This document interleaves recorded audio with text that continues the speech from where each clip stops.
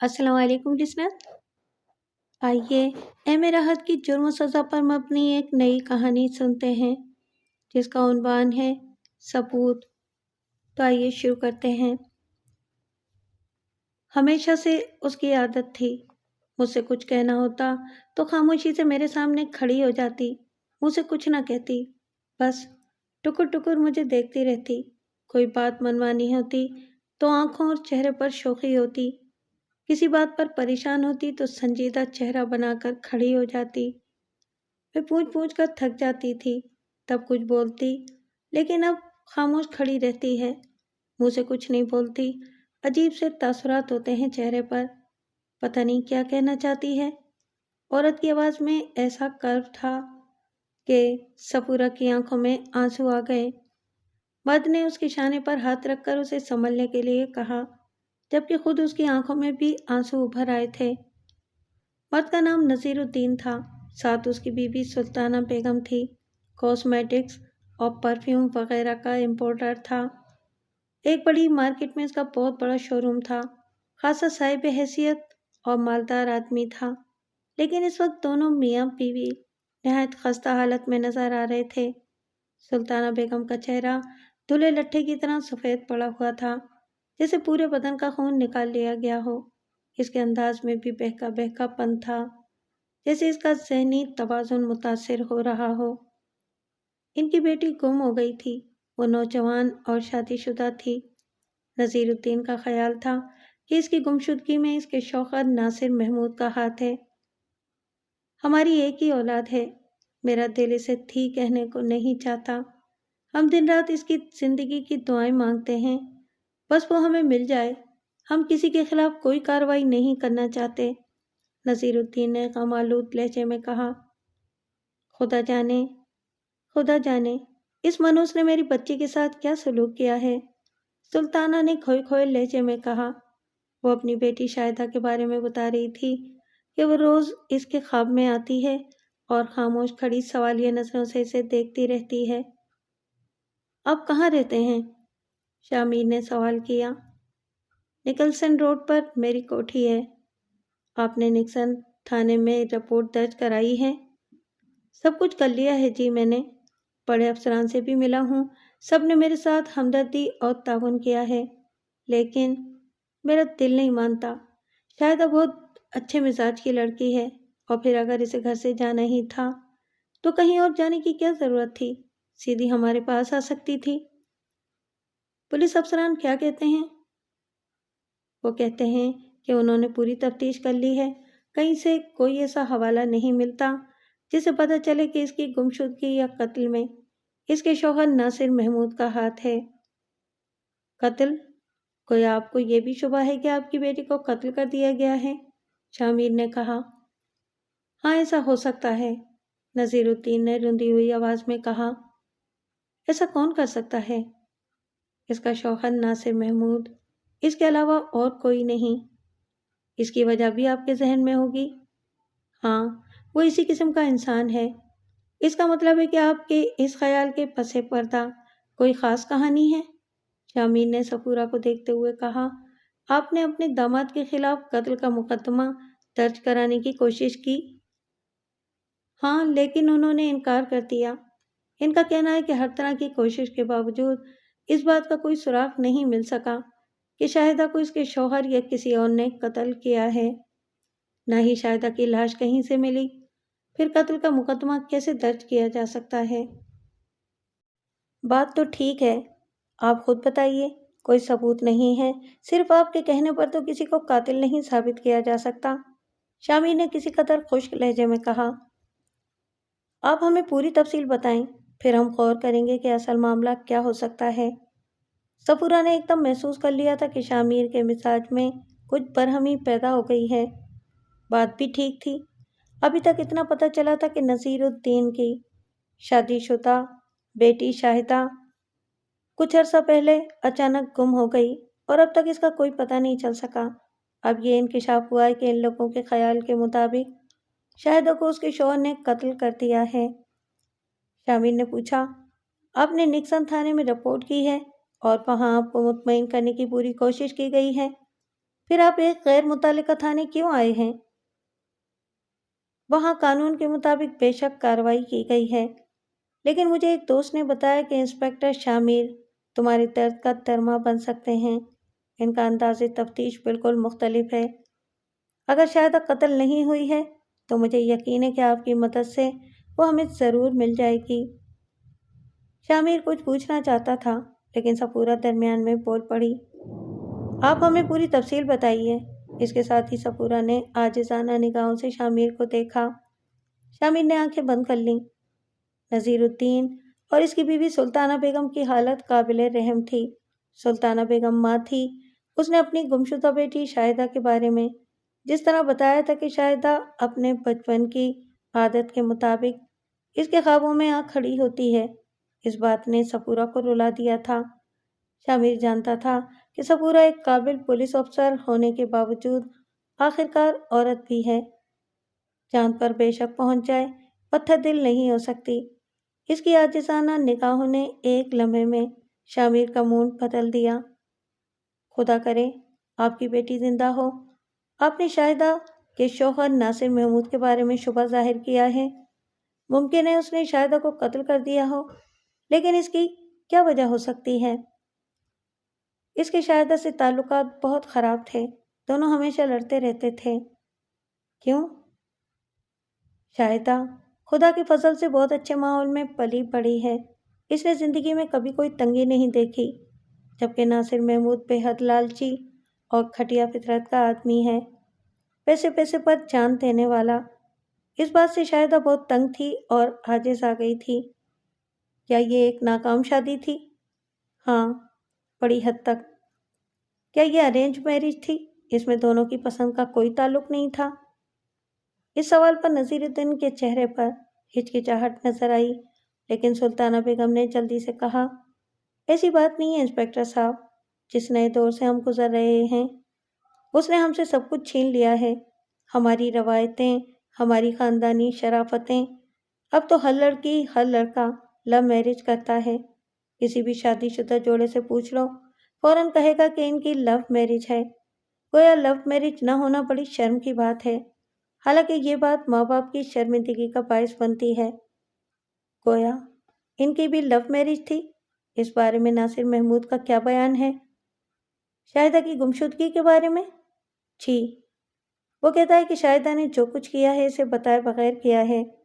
وہ اپنے لاکھوں روپے کے زیور ساتھ لے گئی ہے۔ اس کا خیال ہے کہ شاہدہ اگر پاس نہیں آئی ہے تو پھر یہ کسی سوچے سمجھے منصوبے کے تحت ہی وہ کہیں چلی گئی ہے، یا یہ بھی ممکن ہے کہ زیورات کی وجہ سے وہ کسی لٹیرے کے ہاتھ لگ گئی ہو اور لٹیرے نے اس کے زیورات پر قبضہ کر کے اسے ہلاک کر دیا ہو۔ ناصر محمود لالچی آدمی ہے، شدید لالچی، پیسے پیسے پر جان دینے والا۔ آپ نے کبھی اس کی مالی مدد کی؟ دن رات بدبخت کا پیٹ بھرتے رہتے تھے۔ ان کے درمیان لڑائی کی وجہ کیا ہوتی تھی؟ پیسے پیسے اور صرف پیسے۔ 2 بار شاہدہ ناراض ہو کر ہمارے پاس آ گئی تھی۔ وہ پہلے کبھی لڑنے کے بعد اپنے زیورات وغیرہ ساتھ لائی تھی، کبھی نہیں۔ وہ تو اپنے کپڑے تک ساتھ نہیں لاتی تھی، کہتی تھی کہ جانا تو اسی گھر میں ہے۔ وہ کہتی تھی کہ ہم پریشان نہ ہوں، یہ مسئلہ ٹھیک ہو جائے گا۔ کیسے؟ آپ نے پوچھا۔ ہاں، اس کا کہنا تھا کہ وہ ماں بن جائے تو سب ٹھیک ہو جائے گا۔ کیا وہ ماں بننے والی تھی؟ سپورہ نے پوچھا۔ ہاں، لیکن 6 ماہ کے بعد۔ ایک سوال اور میڈم، سپورہ نے سوچتے ہوئے کہا، کیا آپ کی بیٹی اپنے زیورات گھر میں ہی رکھتی تھی؟ نہیں، بینک کے لاکر میں ہوتے تھے۔ تو پھر وہ زیورات اس کے پاس اس وقت کیسے آ گئے جب اس نے اچانک گھر چھوڑا؟ اگر آپ کے داماد نے یہ الزام لگایا ہے تو اس نے پولیس کو اس بارے میں ضرور بتایا ہوگا۔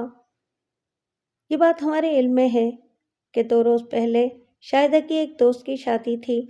اس نے شادی میں شرکت کے لیے اپنے زیورات لاکر سے نکلوائے تھے اور انہیں واپس نہیں رکھوایا تھا۔ زیورات کی مالیت کتنی ہوگی؟ تقریباً 20 سے 25 لاکھ۔ کیا وہ شادی میں اتنے سارے زیورات پہن کر گئی تھی؟ جبکہ آج کل امیر ترین خواتین بھی حالات کی وجہ سے قیمتی زیورات پہننے سے گریز کرتی ہیں۔ یہ باتیں تو ناصر محمود نے بتائی ہیں، کون جانے ان میں کتنا سچ ہے۔ ممکن ہے کہ وہ جھوٹ بول رہا ہو، اس نے ضرور میری بیٹی کے ساتھ کوئی ناروا ظلم کیا ہے، نذیر الدین نے کہا۔ معاف کیجیے، وہ بھی یہ موقف اختیار کر سکتا ہے۔ کیا آپ کی بیٹی نے کسی طے شدہ منصوبے کے تحت سارے زیورات نکلوائے، بہانہ شادی کا کیا اور پھر وہ سب کچھ لے کر غائب ہو گئی؟ اس شادی میں کسی کے ساتھ مل کر اس نے یہ گیم کھیلا؟ آہ، خدا کے لیے اتنی بے دردی سے بات نہ کریں۔ وہ ایک صاحب کردار لڑکی تھی، اس کی ذات سے کوئی ایسی کہانی وابستہ نہیں کی جا سکتی، لیکن اس بخت نے وہی کہا جو آپ نے کہا۔ کیا مطلب؟ اس نے شاہدہ کے کردار پر شک کیا ہے۔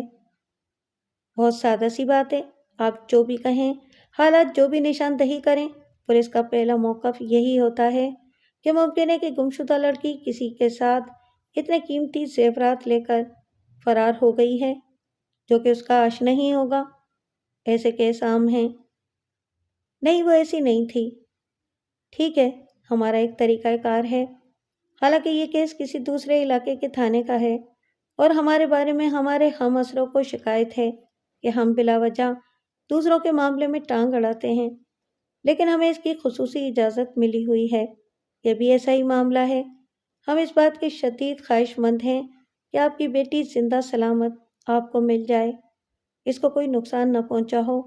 میں اپنے طریقہ کار کے بارے میں آپ کو بتا رہا تھا۔ مجھے آپ کے حالات زندگی کی تفصیل درکار ہے، ایک ایک لفظ بالکل درست ہو تاکہ ہم صورتحال سے نتیجہ اخذ کر سکیں۔ اگر آپ اس کے لیے تیار ہیں تو کل شام 4 بجے آ جائیے، شامیر نے سپاٹ لہجے میں کہا۔ ٹھیک ہے، میں 4 بجے آ جاؤں گا۔ ان لوگوں کے جانے کے بعد سپورہ نے شرمندہ نگاہوں سے شامیر کو دیکھا تو شامیر مسکرایا۔ نہیں، ایسا ہی سپورہ شرجیل، آپ کو اختیار حاصل ہے کہ آپ اپنے طور پر کوئی بھی کیس ڈیل کریں، مجھے اعتراض نہیں ہوگا۔ سوری سر، سپورہ نے بڑی معصومیت سے کہا۔ اب تو بالکل اعتراض نہیں رہا۔ شامیر کے ہونٹوں پر شوق سی مسکراہٹ پھیل گئی۔ کچھ لمحوں کے بعد وہ سنجیدہ ہو کر بولا، صدیوں سے جرائم کی دنیا ایک ہی محور پر گھوم رہی ہے، سر، زن اور زمین۔ میں ان جرائم کی بات کر رہا ہوں جن کی تفتیش ہمیں کرنا ہوتی ہے۔ جرم عام طور سے اپنے مفادات کے حصول کے لیے کیا جاتا ہے، جن میں دولت کا حصول نمایاں حیثیت رکھتا ہے۔ بے شک، سفورہ نے کہا، چنانچہ اس سلسلے میں اس کردار کو تلاش کیا جاتا ہے جس کی موت سے اسے کوئی فائدہ حاصل ہوتا ہے۔ یقیناً۔ ویسے آپ کا کیا خیال ہے، نذیر الدین کی بیٹی قتل کر دی گئی ہے یا پھر کوئی اور معاملہ ہے؟ سفورہ نے کہا۔ شامیر بے اختیار مسکرا کر بولا، اس سوال کے جواب کے لیے مجھے آج رات چلہ کشی کرنی پڑے گی یا پھر کل تک ان لوگوں کی آمد کا انتظار کر لیا جائے۔ دیکھیں وہ کیا کہانی لاتے ہیں۔ سفورہ نے مسکرا کر گردن اس بات میں ہلا دی۔ نذیر الدین کافی دولت مند تھا، کاروباری حلقوں میں وہ کاسمیٹک کنگ کہلاتا تھا۔ دنیا بھر سے وہ کاسمیٹکس اور پرفیوم امپورٹ کرتا تھا۔ اس نے اپنی ایک ساکھ بنائی تھی اور کبھی 2 نمبر مال کی پذیرائی نہیں کی تھی۔ تھوک مارکیٹ میں اس کا بہت بڑا شو روم تھا۔ یہ نام اس نے اپنی محنت سے پیدا کیا تھا۔ اس کا باپ ایک دفتر میں معمولی کلرک تھا اور یہ گھر کافی مالی بدحالی کا شکار تھا۔ نذیر الدین کی صرف ایک چھوٹی بہن تھی۔ اس طرح وہ ایک معمولی سے علاقے کے چھوٹے سے گھر میں کرائے پر رہتے تھے۔ نذیر الدین اور اس کی چھوٹی بہن محلہ اسکول میں پڑھتے تھے۔ ابھی نذیر الدین ابتدائی کلاسوں میں ہی پڑھ رہا تھا کہ اس کا باپ ظہیر الدین بیمار پڑ گیا۔ بیماری کوئی خاص نہیں تھی، لیکن صحیح علاج کہاں سے کروایا جاتا؟ حالات خراب سے خراب تر ہوتے گئے۔ مجبوراً ظہیر الدین کی بیوی فرزانہ نے کہا کہ کیوں نہ نذیر الدین کو کسی کام پر لگا دیا جائے۔ اس بچے کو بھلا کس کام پر لگایا جاتا؟ اور پھر باپ یہ چاہتا تھا کہ نذیر تھوڑا بہت پڑھ جائے۔ اسی دوران ایک دن نذیر الدین کی ملاقات ایک ایسے شخص سے ہوئی جو گھروں سے پرفیوم کی خالی شیشیاں خریدتا تھا۔ نذیر نے اس سے پوچھا کہ وہ ان شیشیوں کا کیا کرتا ہے۔ تب اسے پتہ چلا کہ ان میں جعلی پرفیوم بھر کر بیچا جاتا ہے۔ اس شخص نے نذیر الدین کو اپنے ساتھ کام پر لگا لیا۔ اس طرح نذیر الدین پڑھتا بھی رہا۔ وہ دل سے اس کام کو پسند نہیں کرتا تھا کہ شیشیوں میں نکلی پرفیوم بھر کر بیچا جائے۔ اس کا دل کرتا تھا، لیکن گھر کے حالات اتنے خراب تھے کہ اسے مجبوراً یہ کام کرنا پڑتا تھا۔ اس وقت اس نے میٹرک کا امتحان اچھے نمبروں سے پاس کیا تھا کہ اسے قریشی صاحب مل گئے۔ کاسمیٹک امپورٹ کرتے تھے اور اچھا کاروبار چلتا تھا۔ انہیں نذیر الدین بہت اچھا لگا اور انہوں نے اسے 2 نمبر کام چھڑوا کر اپنے ساتھ لگا لیا۔ فیصلے انسان خود نہیں کرتا، تقدیر کرتی ہے۔ قریشی صاحب نذیر الدین کی مدد کرتے رہے۔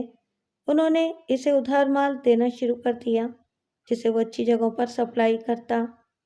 ایمانداری سے کام کرنے کے نتیجے میں مارکیٹ میں اس کی ساکھ بنتی چلی گئی اور پھر قریشی صاحب ہی نے اسے ایک دکان خرید کر دی۔ نذیر ان کا خاص آدمی تھا۔ اس دوران اس نے پڑھنا نہیں چھوڑا تھا۔ وہ بہترین انداز سے کام کرتا رہا۔ پہلا دھچکا اسے اس وقت لگا جب ظہیر الدین کا انتقال ہو گیا، لیکن اب مالی حالات کافی سنبھل گئے تھے۔ اس نے ایک گھر بھی خرید لیا۔ اس نے اپنی بہن کی شادی کی۔ ترقی اس کے قدموں میں لوٹ رہی تھی۔ چھوٹا سا گھر ایک شاندار کوٹھی میں تبدیل ہوا۔ چھوٹی سی دکان ایک بڑی مارکیٹ میں ایک بڑے شو روم میں بدل گئی۔ کام تھا کہ تیزی سے بڑھتا ہی جا رہا تھا۔ پھر اس کی شادی ہو گئی۔ سلطانہ کا تعلق ایک کھاتے پیتے گھرانے سے تھا۔ یہ رشتہ قریشی صاحب نے کروایا تھا، جنہیں نذیر الدین اپنا رہنما مانتا تھا۔ سلطانہ گریجویٹ تھی۔ شادی کے 5 سال کے بعد شاہدہ پیدا ہوئی۔ اس وقت تک نذیر الدین کروڑ پتی بن چکا تھا۔ کوٹھی، کاریں، سب کچھ تھا اس کے پاس۔ شاہدہ خوش قسمتی کی علامت سمجھی جانے لگی۔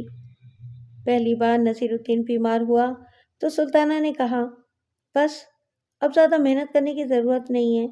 جو کچھ ہے ہماری اور ہماری بیٹی کی زندگی کے لیے کافی ہے۔ تو کیا ہاتھ پاؤں چھوڑ کر بیٹھ جاؤں؟ بے شک ایسا نہ کرو، لیکن میں اتنی بھاگ دوڑ نہیں کرنے دوں گی۔ یہ میری عادت ہے سلطانہ، تو اسے بدل لو، بس میں نے کہہ دیا، سلطانہ نے حتمی لہجے میں کہا، اور نذیر الدین ہنس کر خاموش ہو گیا۔ وہ کام کرنے کا عادی تھا، کام کرتا رہا۔ اس کی محنت رنگ لاتی رہی۔ اتفاق سے شاہدہ کے بعد اور کوئی اولاد پیدا نہیں ہوئی۔ شاہدہ کی تعلیم و تربیت کا سلسلہ شروع ہو گیا اور اسے ایک بے حد مہنگے اسکول میں داخل کرا دیا گیا۔ شاہدہ جوان ہو گئی۔ یہ لوگ اپنی تمام حسرتیں شاہدہ سے پوری کرتے تھے۔ اس کی عمر 16 سال تھی اور وہ میٹرک کا امتحان پاس کر چکی تھی۔ اس وقت شاہدہ والدین کے ساتھ بیٹھی ناشتہ کر رہی تھی کہ نذیر الدین کی نگاہ اس کے ہاتھوں پر پڑی۔ شاہدہ کسی الجھن کا شکار تھی۔ وہ کوئی بھی چیز اٹھاتے ہوئے ہاتھ کو بار بار جھٹکاتے رہی تھی۔ چیز اٹھا کر بار بار رکھتی اور اسے دوبارہ اٹھاتی۔ کیا بات ہے شاہدہ؟ کیا ہو گیا؟ نذیر الدین نے تعجب سے کہا۔ اس کی سمجھ میں کچھ نہیں آ رہا تھا۔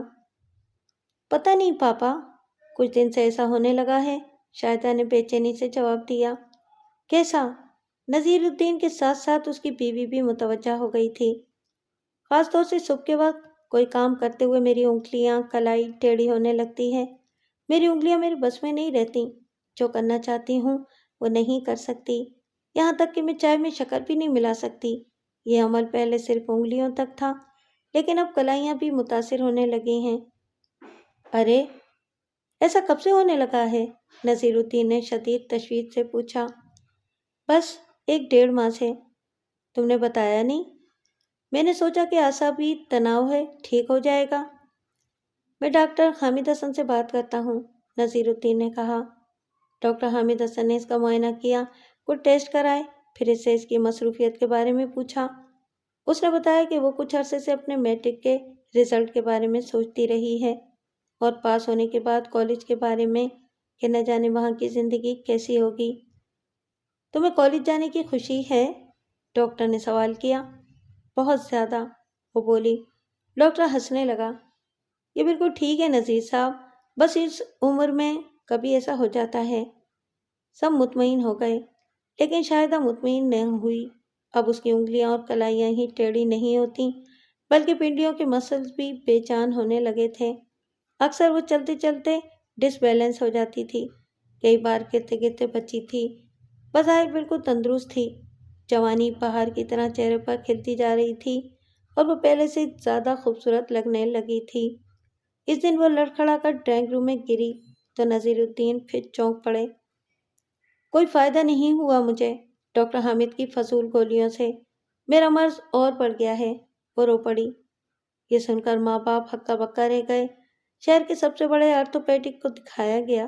اس نے چیک اپ کیا، اس سے پوچھا کہ اس کے ہاتھوں پیروں میں درد تو نہیں ہوتا؟ اس نے کہا بالکل نہیں۔ صحیح صورتحال کی کوئی نشاندہی نہیں ہو سکی، لیکن کچھ انجیکشنوں نے یہ کیفیت روک دی۔ جب 2 مہینے تک ایسی کوئی تکلیف نہیں ہوئی تو شاہدہ مطمئن ہو گئی۔ وقت گزرنے لگا۔ شاہدہ کالج میں بہت خوش تھی۔ اس دن کالج میں کوئی تقریب تھی، اس نے اس تقریب میں شرکت کے لیے خوبصورت لباس تیار کرایا تھا۔ تقریب میں اسے بھی اپنے خیالات کا اظہار کرنا تھا، لیکن جب اس کا نام پکارا گیا اور وہ اسٹیج پر چڑھنے لگی تو اس کے پاؤں ساتھ چھوڑ گئے۔ وہ پہلی سیڑھی چڑھی اور دھڑام سے نیچے گر گئی۔ اس کی دوستوں نے اسے اٹھایا، اس کی آنکھوں سے آنسو بہہ رہے تھے۔ وہ کسی سے کچھ نہ کہہ سکی۔ دوستوں نے اسے وقتی دورہ سمجھا تھا، وہی اسے گھر پہنچانے آئی تھی۔ نذیر الدین اور سلطانہ تفصیل سن کر دنگ رہ گئے تھے۔ یہ کیا ہو گیا شاہدہ کو؟ نذیر الدین غم میں ڈوبے لہجے میں بولے۔ پتہ نہیں، سلطانہ بیگم پھوٹ پھوٹ کر رو پڑیں۔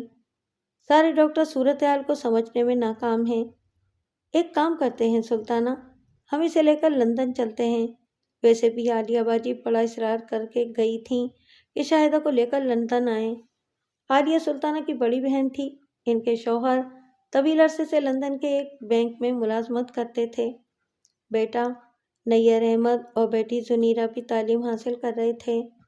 لندن میں وہ درمیانے درجے کی زندگی گزار رہے تھے۔ عالیہ چھوٹی بہن سے بہت پیار کرتی تھی، کبھی کبھی پاکستان آ جاتی تھی۔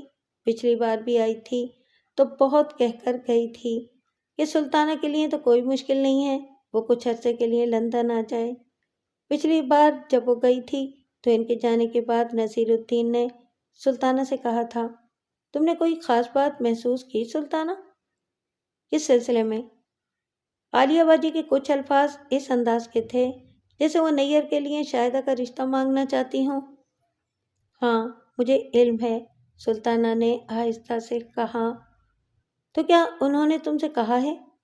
نہیں، لیکن انہیں معلوم ہے کہ شاہدہ نے کس طرح کی زندگی گزاری ہے۔ ہم نے اس کے لیے جس زندگی کے خواب دیکھے ہیں، اس زندگی کے 100 سال تک عالیہ باجی اسے نہیں دے سکتی۔ بالکل ٹھیک سلطانہ، نیر کتنا ہی لکھ پڑ جائے، زیادہ سے زیادہ کیا کما سکتا ہے؟ شاہدہ کے لیے تو شاندار رشتوں کی لائن لگ جائے گی۔ بات آئی گئی ہو گئی، لیکن اب عالیہ سے بات کرنی ضروری ہو گئی تھی۔ شاہدہ کی کچھ طبیعت خراب ہے باجی۔ خدا خیر کرے، کیا ہوا؟ عالیہ نے گھبرائی ہوئی آواز میں کہا۔ بس کچھ عجیب سی کیفیت ہے، یہاں کوئی بہتر علاج نہیں ہو پا رہا، میں اسے لے کر لندن آنا چاہتی ہوں۔ تو آ جاؤ، دیر کیوں کر رہی ہو؟ اللہ میری بچی کو صحت دے، تم فوراً آ جاؤ، عالیہ بیگم نے کہا۔ اس گفتگو کے بعد سلطانہ بہت روئی تھی، اپنے اور شوہر کے غرور کے حوالے سے توبہ کی تھی۔ انہوں نے اپنی دولت پر غرور کر کے عالیہ کو اور اس کے بیٹے کو حقیر سمجھا تھا، لیکن اب شاہدہ ایک بیمار لڑکی تھی، ایک عجیب و غریب مرض میں مبتلا۔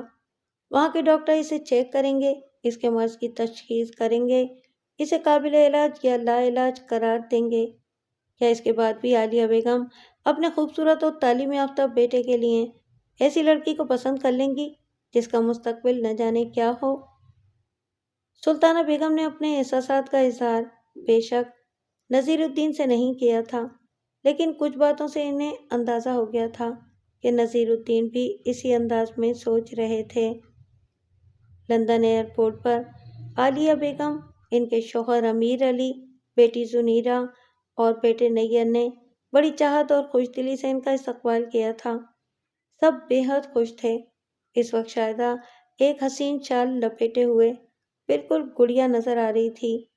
پچھلے کچھ دنوں سے جب سے اسے اپنی اس نامعلوم بیماری کا پتہ چلا تھا، اس کی شادابیاں ماند پڑ گئی تھیں، جبکہ پچھلے سال جب عالیہ بیگم آئی تھیں تو اس کا چہرہ سرخ و سفید تھا۔ اس وقت عالیہ بیگم نے اسے محسوس کیا لیکن خاموش رہیں۔ نیر نے بھی بھرپور نظروں سے شاہدہ کو دیکھا، نہ جانے اس پر کیا تاثر قائم ہوا، لیکن اسے بڑی توجہ سے شاہدہ کو خوش آمدید کہا تھا۔ لندن میں ان لوگوں کا گھر گرچہ بہت بڑا نہیں تھا لیکن بہت خوبصورتی سے آراستہ تھا۔ امیر علی کو بینک کی طرف سے کار ملی ہوئی تھی، خود نیر کے پاس بھی اپنی کار تھی، گویا وہ بالکل ہی گرے پڑے لوگ نہیں تھے۔ حالانکہ سلطانہ نے بہن کو بتا دیا تھا کہ وہ شاہدہ کی بیماری کے سلسلے میں لندن آ رہے ہیں، لیکن گھر آ کر شاہدہ کی بیماری کے بارے میں کوئی بات نہیں ہوئی تھی۔ دوسرے دن عالیہ نے سلطانہ سے پوچھا، کیا ہو گیا ہے شاہدہ کو؟ وہ تو مجھے کافی نڈھال نظر آ رہی ہے۔ بس باجی، کیا بتاؤں، سخت پریشان ہیں ہم لوگ، سلطانہ نے آنسو بھری آواز میں کہا اور پوری تفصیل عالیہ کو بتا دی۔ عالیہ بھی پریشان نظر آنے لگی تھی۔ اس نے کہا، تم فکر مت کرو، امیر علی سے بات کرتی ہوں، وہ لوگوں سے مشورہ کر کے صحیح علاج کے لیے کوشش کریں گے۔ چھپنے والی بات نہیں تھی، 2-3 بار یہاں بھی شاہدہ کی وہی کیفیت ہوئی تھی۔ امیر علی نے پوری توجہ سے ہر طرح کے اسپیشلسٹ کو شاہدہ کو دکھایا تھا، لیکن صحیح مرض تشخیص نہیں ہو سکا تھا۔ ایک طرح سے مایوسی ہوئی تھی۔ عالیہ نے بہن کی بہت دلجوئی کی، لیکن سلطانہ نے صاف محسوس کیا کہ عالیہ ایک بار بھی اس موضوع پر نہیں آئی جس کا اظہار اس نے پہلے کیا تھا۔ پھر نیر کا رویہ بھی بس واجبی سا تھا، اس نے ایک بار بھی شاہدہ کی طرف جھکاؤ کا اظہار نہیں کیا تھا، حالانکہ عام حالات میں شاہدہ بالکل نارمل نظر آتی تھی، البتہ اس کے چہرے پر پھیکا پن ضرور آ گیا تھا۔ آخر ایک دن سلطانہ بیگم نے خود ہی ذکر چھیڑا، آپ زنیرہ اور نیر کی شادیاں یہیں لندن میں کریں گی یا پاکستان آ کر کرنے کا ارادہ ہے؟ پاکستان سے اب واسطہ ہی کتنا رہ گیا ہے، تمہارے سوا کون ہے وہاں؟ اور پھر بچے لندن کے ماحول میں رنگ گئے ہیں، انہوں نے یہاں کی زندگی اپنا لی ہے۔ بہت سے پاکستانی خاندان بھی ہماری طرح یہاں آباد ہیں۔ نیر نے ایک لڑکی پسند کر لی ہے اور صاف کہہ دیا ہے کہ وہ اس سے شادی کرے گا۔ اچھا، خوشی کی بات ہے، اللہ بہتر کرے۔ سلطانہ بیگم بجھ گئیں۔ صاف ظاہر ہو گیا تھا کہ عالیہ بیگم کسی بھی طرح ایک بیمار لڑکی کو اپنی بہو بنانے کے لیے تیار نہیں۔ پھر بھی سلطانہ نے کہا، میں بھی شاہدہ کے لیے بہت پریشان ہوں، دیکھیں خدا نے اس کی تقدیر میں کیا لکھا ہے۔ میرا تو دل اسے دیکھ کر خون کے آنسو روتا ہے۔ پچھلے ہی سال کی بات تو ہے، کیسا تر و تازہ پھول سا چہرہ تھا، اب تو آنکھوں میں بھی ہلکے پڑ گئے ہیں۔ ایک بات کہوں سلطانہ؟ جی باجی، سلطانہ کا دل زور سے دھڑکا۔ برا مت ماننا، تمہاری بہن ہوں، تمہاری ہمدرد ہوں، اس لیے رائے دے رہی ہوں۔ عالیہ بیگم نے کہا، جی۔ سلطانہ کے منہ سے فقط اتنا نکلا، قدرت نے تمہیں بہت دولت دی ہے، ایک ہی بیٹی ہے، جو حالات ہیں آگے جا کر نہیں کہا جا سکتا کہ مزید کیا ہو، تم اس کی شادی کر دو کسی ایسے شخص سے جسے مالی سہارے کی ضرورت ہو۔ سلطانہ کا دل جیسے بند ہو گیا، اسے ان کی بات کا سخت رنج ہوا تھا۔ بہن نے بڑی صفائی سے اپنا دامن بچا لیا تھا۔ رات کو اس نے نذیر الدین سے کہا، باجی سے بات ہوئی تھی، انہوں نے نیر اور شاہدہ کے بارے میں اپنا موقف دے دیا ہے۔ پھر سلطانہ نے ساری بات بتا دی۔ نذیر الدین نے آ بھر کر کہا، وہ بھی اپنی جگہ غلط نہیں ہے، کون کس کی آگ میں کودتا ہے، اور پھر بات خالی ان کی ہی نہیں ہے، میں نیر کا بھی جائزہ لیتا رہا ہوں، اس نے بھی شاہدہ سے کسی خاص رغبت کا اظہار نہیں کیا۔ میرا خیال ہے کہ اب یہاں زیادہ رکنا بیکار ہے، یہاں کے ڈاکٹروں نے بھی معذوری ظاہر کر دی ہے، واپس چلتے ہیں۔ ہاں، گھر بھی یاد آ رہا ہے۔ دوسرے دن جب انہوں نے واپس جانے کی بات کی تو کسی نے بھی ان سے رکنے کے لیے اصرار نہیں کیا۔ مزید 2 دن قیام کے بعد وہ واپس چل پڑے۔ خاص طور سے سلطانہ کو اپنی بہن کے رویے سے بے حد دکھ ہوا تھا، اسے عالیہ پر بے حد اعتماد تھا۔ خود نذیر الدین بھی بڑی بے بسی محسوس کر رہا تھا، اس سے زیادہ اور کیا کر سکتا تھا؟ بیٹی لاکھوں میں ایک تھی، اسے دیکھ کر کوئی بھی ریجھ سکتا تھا، لیکن اسے جو روگ لگ گیا تھا وہ اس کے سارے حسن کو خاک میں ملا دیتا تھا۔ نذیر الدین کو احساس ہوا کہ کروڑوں روپے کما لینا بہت کچھ نہیں ہے، اگر صحت نہ ہو تو انسان سب سے زیادہ غریب ہوتا ہے۔ سونے چاندی کے ڈھیر مٹی کے ڈھیروں سے بھی زیادہ بے وقت ہوتے ہیں اگر صحت نہ ہو۔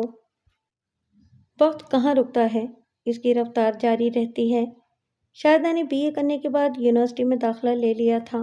اس دوران نذیر الدین اور سلطانہ نے اس کی طرف سے لاپرواہی نہیں برتی تھی، ان سے جو بھی ہوتا تھا کر رہے تھے، لیکن کوئی فائدہ نہیں تھا۔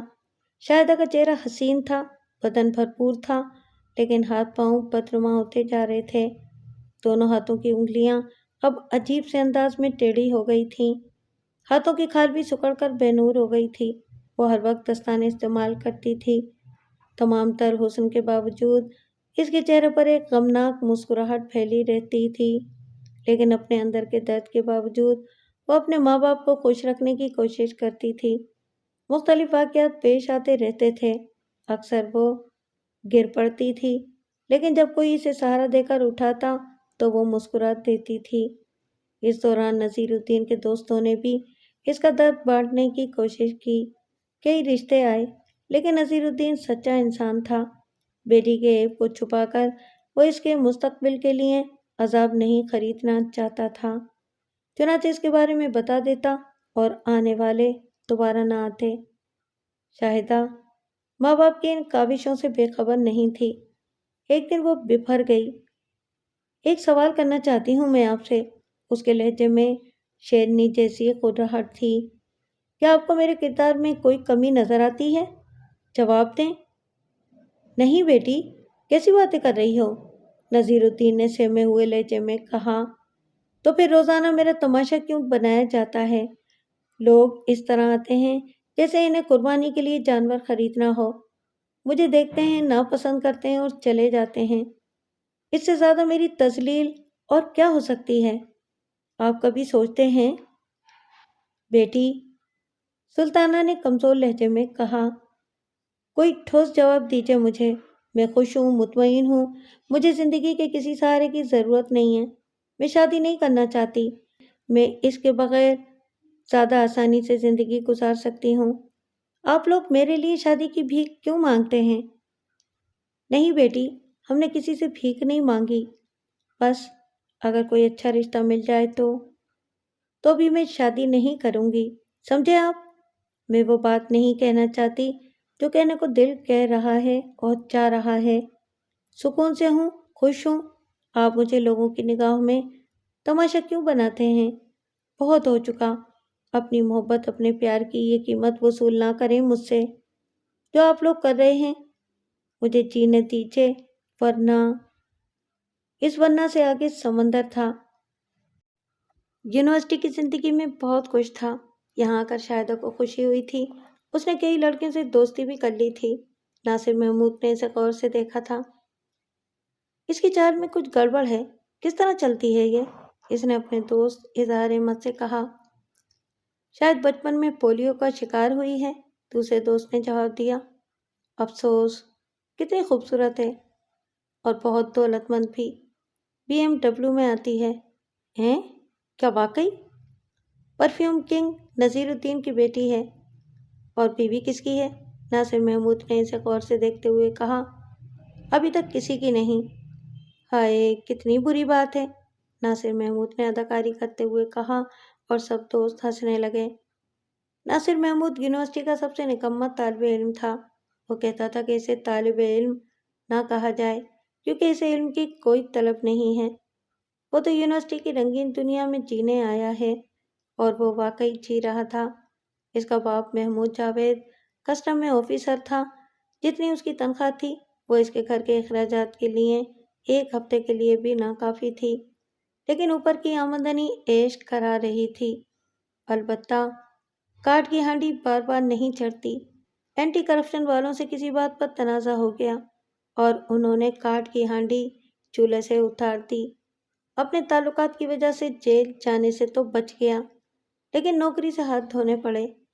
اندھی اور کالی کمائی بند ہو گئی۔ عیش و عشرت کی ریل آگے نکل گئی۔ اب وہ ایک فرم میں نوکری کر رہا تھا۔ بیٹا ناصر محمود جس کمائی سے پلا بڑھا تھا وہ اس کی رگوں میں خون بن کر دوڑ رہی تھی، اور یونیورسٹی میں وہ اس کا بھرپور مظاہرہ کر رہا تھا۔ ایک ہفتے تک اس نے شاہدہ کا بغور جائزہ لیا، اس کی چال ڈھال، اس کے چہرے کے تاثرات کا بغور مشاہدہ کرتا رہا۔ پھر ایک دن اس تک جا پہنچا۔ شاہدہ چھٹی کے بعد اپنی کار کی طرف جا رہی تھی۔ برآمدے کی سیڑھیاں اترتے وہ لڑکھڑائی تو ناصر محمود نے بڑھ کر اسے اپنے بازوؤں میں سنبھال لیا، اور اس طرح سنبھالا کہ شاہدہ کچھ لمحوں کے لیے حواس کھو بیٹھی۔ ناصر محمود نے بے حد احترام سے اسے سیدھا کیا، پھر نیچی آنکھیں کر کے بولا، خدا کی قسم آپ کو سنبھالنے میں بس ایک جذبہ تھا کہ خدا نخواستہ آپ گر نہ پڑیں، خدا آپ کو سلامت رکھے۔ شاہدہ نے کوئی جواب نہیں دیا، خاموشی سے اپنے کار کی طرف بڑھ گئی۔ لیکن وہ رات اس کی زندگی کی سب سے بھیانک رات تھی۔ کسی کے بازوؤں کا حصار، ساری رات وہ خوابوں میں کھوئی رہی۔ دوسرے دن وہ سخت بخار میں پھونک رہی تھی۔ یہ بخار بھی بہت دلکش تھا۔ 3 دن تک وہ بیمار رہی۔ چوتھے دن یونیورسٹی گئی اور وہ کہیں نظر نہیں آیا۔ چھٹی کے وقت اس کا دل چاہا کہ وہ دوبارہ سیڑھیوں پر لڑکھڑائے، اور 2 مضبوط بازو۔ اس رات بھی وہ ان خیالات سے پیچھا چھڑانے کی کوشش کرتی رہی۔ اسے وہ نوجوان یاد آ رہا تھا۔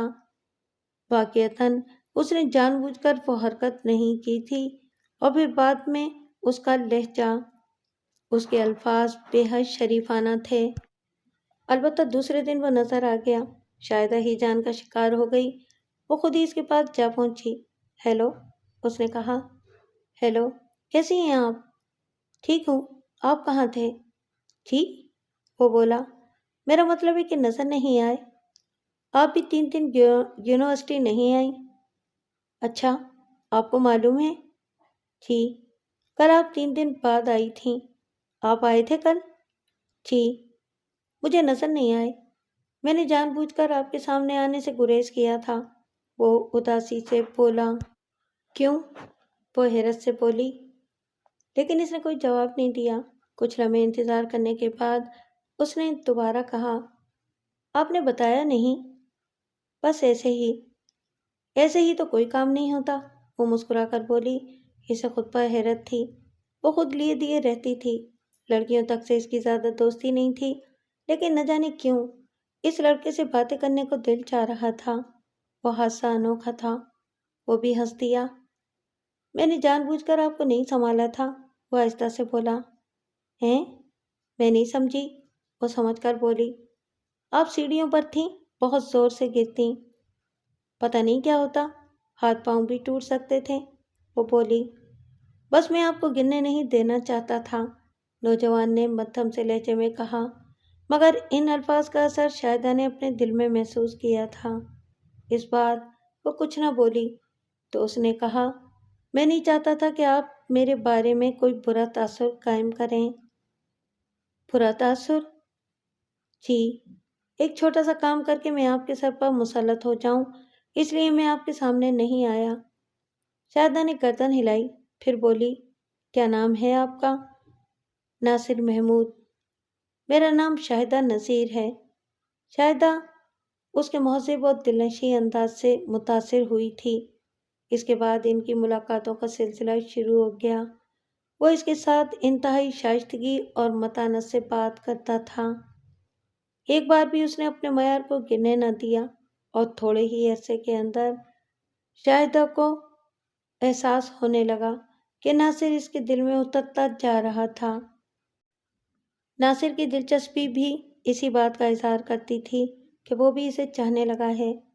یہ بالکل اتفاق تھا کہ اس دوران شاہدہ پر وہ اعصابی دورہ نہیں پڑا تھا، لیکن کبھی کبھی راتوں کو وہ یہ سوچ کر تھرا جاتی تھی کہ ناصر کو جب اس کی بیماری کے بارے میں علم ہوگا تو کیا وہ اس سے گریز نہیں کرے گا؟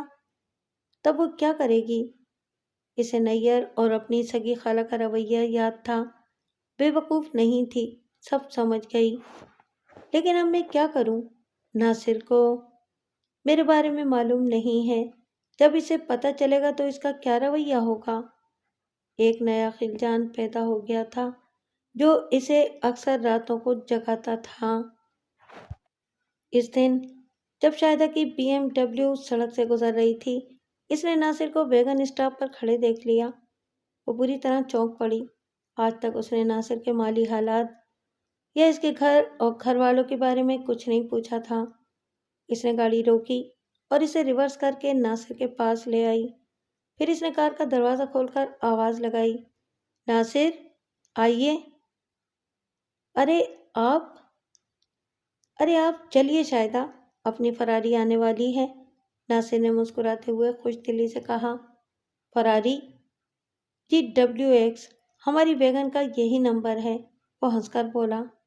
پلیز آئیے، پلیز جائیے، اس نے اسی انداز میں کہا۔ ناصر مجھے آپ سے بات کرنی ہے۔ کل یونیورسٹی میں دیکھیے ہماری فراری آ گئی۔ پیچھے سے ایک ویگن آئی اور وہ ہاتھ ہلا کر اس میں جا بیٹھا۔ ویگن چلی گئی اور وہ کچھ لمحے وہیں کھڑی رہی۔ کسی طرف سے آواز آئی، چھوڑ گئے بالم، مجھے ہائے اکیلا چھوڑ گئے۔ اس نے جلدی سے کار آگے بڑھا دی۔ راستے میں وہ ناصر کے بارے میں سوچتی رہی۔ وہ شاید ناراض ہے، اس سے پہلے میں نے اسے یہ پیشکش کیوں نہیں کی؟ اس نے کبھی پوچھا ہی نہیں کہ وہ یونیورسٹی کیسے آتا جاتا ہے، اس کے گھر میں کون کون ہے، اس کے مالی حالات کیسے ہیں۔ ان تمام باتوں کا اسے کبھی خیال ہی نہیں آیا۔ اسے چاہیے تھا کہ وہ ناصر کو اپنی گاڑی میں چھوڑتی۔ کار وہ خود ڈرائیو کرتی تھی، اس وقت سے کرتی تھی جب وہ اس مرض کا شکار نہیں ہوئی تھی۔ بعد میں نصیر الدین نے اس کے لیے ڈرائیور رکھنے کی کوشش کی تھی۔ نہیں، میں اپنی کار خود چلاؤں گی۔ وہ تمہاری تکلیف کی وجہ سے، نصیر الدین نے کہا۔ اپنی کار میں خود چلاؤں گی، ورنہ تعلیم چھوڑ کر گوشہ نشین ہو جاؤں گی، اس نے حد درجہ سرد لہجے میں کہا جو دیوانگی جیسی کیفیت رکھتا تھا۔ نصیر الدین خاموش ہو گیا تھا۔ راتیں سوچنے کے لیے ہوتی ہیں۔ دوسرے دن کے لیے اس نے فیصلہ کر لیا کہ اسے ناصر سے کیا بات کرنی ہے۔ صبح کو یونیورسٹی جاتے ہوئے بھی اس نے اپنے فیصلے کو دہرایا تھا۔ بہت مشکل فیصلہ کیا تھا اس نے۔ ناصر کو اپنے بارے میں سب کچھ بتا دے گی، اسے کہے گی کہ اگر وہ چاہے تو اس سے دوستی رکھ سکتا ہے، سچی دوستی، اور بس۔ آؤ ناصر، ادھر چلتے ہیں، اس نے ایک خوبصورت گوشے کی طرف اشارہ کر کے کہا۔ یہاں وہ اکثر بیٹھتے تھے۔ دونوں وہاں جا بیٹھے۔ آپ مجھ سے ناراض ہیں؟ ارے واہ، کمال ہے، میں خود یہی پوچھنے والا تھا۔ کیا مطلب؟ کل میں آپ کے ساتھ نہیں گیا تھا نا؟ میں ناراض نہیں، شرمندہ ہوں، مجھے یہ پیشکش پہلے ہی کرنی چاہیے تھی، شاہدہ نے کہا۔ نہیں شاہدہ، یہ مجھے کبھی پسند نہیں ہوگا۔ ارے واہ، کمال ہے، میں تو خود یہی پوچھنے والا تھا۔ کیا مطلب؟ کل میں آپ کے ساتھ نہیں گیا تھا۔ میں ناراض نہیں، شرمندہ ہوں، مجھے یہ پیشکش پہلے ہی کرنی چاہیے تھی، شاہدہ نے کہا۔ نہیں شاہدہ، یہ مجھے کبھی پسند نہیں ہوگا، میں روزانہ بیگن سے آتا جاتا ہوں، میری حیثیت اتنی ہی ہے۔ ایک امیر لڑکی سے دوستی کر کے میں اس کی گاڑی میں سفر کرنا پسند نہیں کرتا۔ مجھے وہ لوگ برے لگتے ہیں جن کی گاڑیاں خواتین چلا رہی ہوتی ہیں اور وہ ان کے نزدیک بیٹھے ہوتے ہیں۔ ہاں، اگر میرے پاس میری اپنی گاڑی ہوتی تو آپ کو اپنے ساتھ بٹھا کر سفر کرنا اپنی شان سمجھتا۔ شاہدہ کو ایک عجیب سا فخر محسوس ہوا تھا۔ آپ قابل فخر انسان ہیں ناصر صاحب، آپ سے دوستی میری خوش نصیبی ہے۔ آپ کو میری مشکل کا علم ہے؟ آپ کی مشکل کا؟ ہاں، میری بیماری کے بارے میں آپ جانتے ہیں؟ شاہدہ نے لرزتی ہوئی آواز میں پوچھا۔ جی، کل تم نے طاہر کو اور طاہر نے فائزہ کو، فائزہ نے حسن کو اور حسن نے مجھے بتایا تھا، ناصر نے کہا۔ کیا؟ وہ سہمی ہوئی آواز میں بولی۔ یہی کہ کبھی کبھی آپ پر اعصابی دورے پڑتے ہیں، آپ کے ہاتھ پاؤں ٹیڑھے ہو جاتے ہیں، اس دن بھی سیڑھیوں پر آپ اسی لیے لڑکھڑائی تھیں۔ آپ کو سب معلوم ہے؟ وہ حیرت سے بولی۔ جی بالکل، لیکن آپ نے کبھی مجھ سے اس بارے میں بات نہیں کی۔ کیا بات کرتا؟ آپ کو معلوم ہے کہ آپ کو یہ تکلیف کیوں ہوئی؟ نہیں، وہ کچھ نہیں سمجھ سکی۔ اسی طرح آپ کو یہ بھی معلوم نہیں ہوگا کہ یہ تکلیف کیسے چلی گئی۔ بیماری آتی ہے، چلی جاتی ہے، ماشاءاللہ آپ بالکل ٹھیک ہیں، اور اگر کوئی تکلیف ہے تو وہ بھی ٹھیک ہو جائے گی۔ میں اس کے علاج کے لیے لندن تک ہو آئی ہوں، لیکن کیوں؟ لندن میں فرشتے رہتے ہیں جو سب ٹھیک کر دیتے ہیں؟ آپ نہیں جانتے ناصر، یہ سب کچھ میری زندگی پر کس طرح محیط ہو گیا ہے۔ میں نے اپنے مستقبل میں بس تاریک گڑھے دیکھے ہیں۔ میرے پاس زندگی گزارنے کے لیے کچھ بھی نہیں ہے۔ آپ کی کوئی بہن ہے؟ نہیں۔ بھائی؟ ماں باپ کے سوا کوئی نہیں ہے؟ کوئی ایسی دوست بھی نہیں جسے آپ دل کی بات کہہ سکیں؟ کوئی نہیں ہے۔ آپ کی سب سے بڑی بیماری یہی ہے کہ کوئی آپ کو صحیح مشورہ دینے والا نہیں ہے، ورنہ یہ مایوسی آپ کے دل میں پیدا نہ ہوتی۔ آپ میرے دوست ہیں۔ میں صرف دوست نہیں ہوں شاہدہ، میں آپ کو چاہتا ہوں، آپ سے بے پناہ پیار کرتا ہوں، آپ کو اپنی ساری زندگی کا ساتھی بنانا چاہتا ہوں۔ آپ کے اندر وہ سب کچھ ہے جو ایک آئیڈیل ساتھی میں ہونے کی خواہش کی جا سکتی ہے، لیکن میرے راستے بند ہیں۔ میری پرواز وہاں تک نہیں ہے جہاں آپ موجود ہیں۔ شاہدہ کے دل و دماغ پر بے خودی سی چھا رہی تھی۔ وہ نشے کسی کیفیت کا شکار ہو گئی تھی۔ ناصر کے منہ سے نکلا ہر لفظ اس کے سلگتے دماغ پر ٹھنڈے پانی کی بوند جیسا لگ رہا تھا، اور اس کی آنکھیں بند ہوئی جا رہی تھیں، لیکن چند ہی لمحوں کے بعد وہ ہوش میں آ گئی۔ کیا آپ میرا مذاق اڑا رہے ہیں ناصر صاحب؟ مذاق؟ ناصر نے حیرانی سے کہا، یا مجھ پر ترس کھا رہے ہیں؟ آپ کیوں کہہ رہی ہیں ایسا؟ یہ تو ممکن ہی نہیں کہ آپ کو میری بیماری کے بارے میں معلوم نہ ہو۔ یہ بات یونیورسٹی میں سبھی جانتے ہیں۔ میں جانتا ہوں، لیکن کیا یہ کافی نہیں ہے کہ آپ ایک خوبصورت دل کی مالک ہیں، ہر لحاظ سے ایک مکمل لڑکی جسے ٹوٹ کر چاہا جا سکتا ہے، جس کو زندگی بھر پوجا جا سکتا ہے۔ میں آپ کی زندگی کا ساتھی بننا چاہتا ہوں کیونکہ میں آپ کو بہت چاہنے لگا ہوں۔ ناصر محمود نے اپنا دل کھول کر رکھ دیا تھا۔ دوسری ملاقات میں شاہدہ نے کہا تھا، بعد میں پچھتاؤ گے ناصر، کیسا بوجھ زندگی پر سوار کر لیا۔ شاہدہ، میں نہیں جانتا میری اس چاہت کا نتیجہ کیا نکلے گا۔ میں نہیں جانتا میرے لیے آپ کے دل میں کیا ہے۔ البتہ میں یہ جانتا ہوں کہ آپ ایک امیر باپ کی اکلوتی بیٹی ہیں۔ میں آپ کے قابل نہیں ہوں، لیکن میرے پاس آپ کی چاہت کا خزانہ ہے جسے مجھ سے کوئی نہیں چھین سکتا۔ آہ، میں کیا کروں ناصر، آپ بہت اچھے ہیں، بہت ہی اچھے۔ میں آپ کو خوابوں میں دیکھنے لگی ہوں۔ ناصر، آپ میرے دل میں اتر چکے ہیں۔ اگر آپ میری زندگی میں شامل ہو جائیں تو میں آپ کو ہمیشہ خوش رکھوں گی، شاہدہ آہستہ سے بولی۔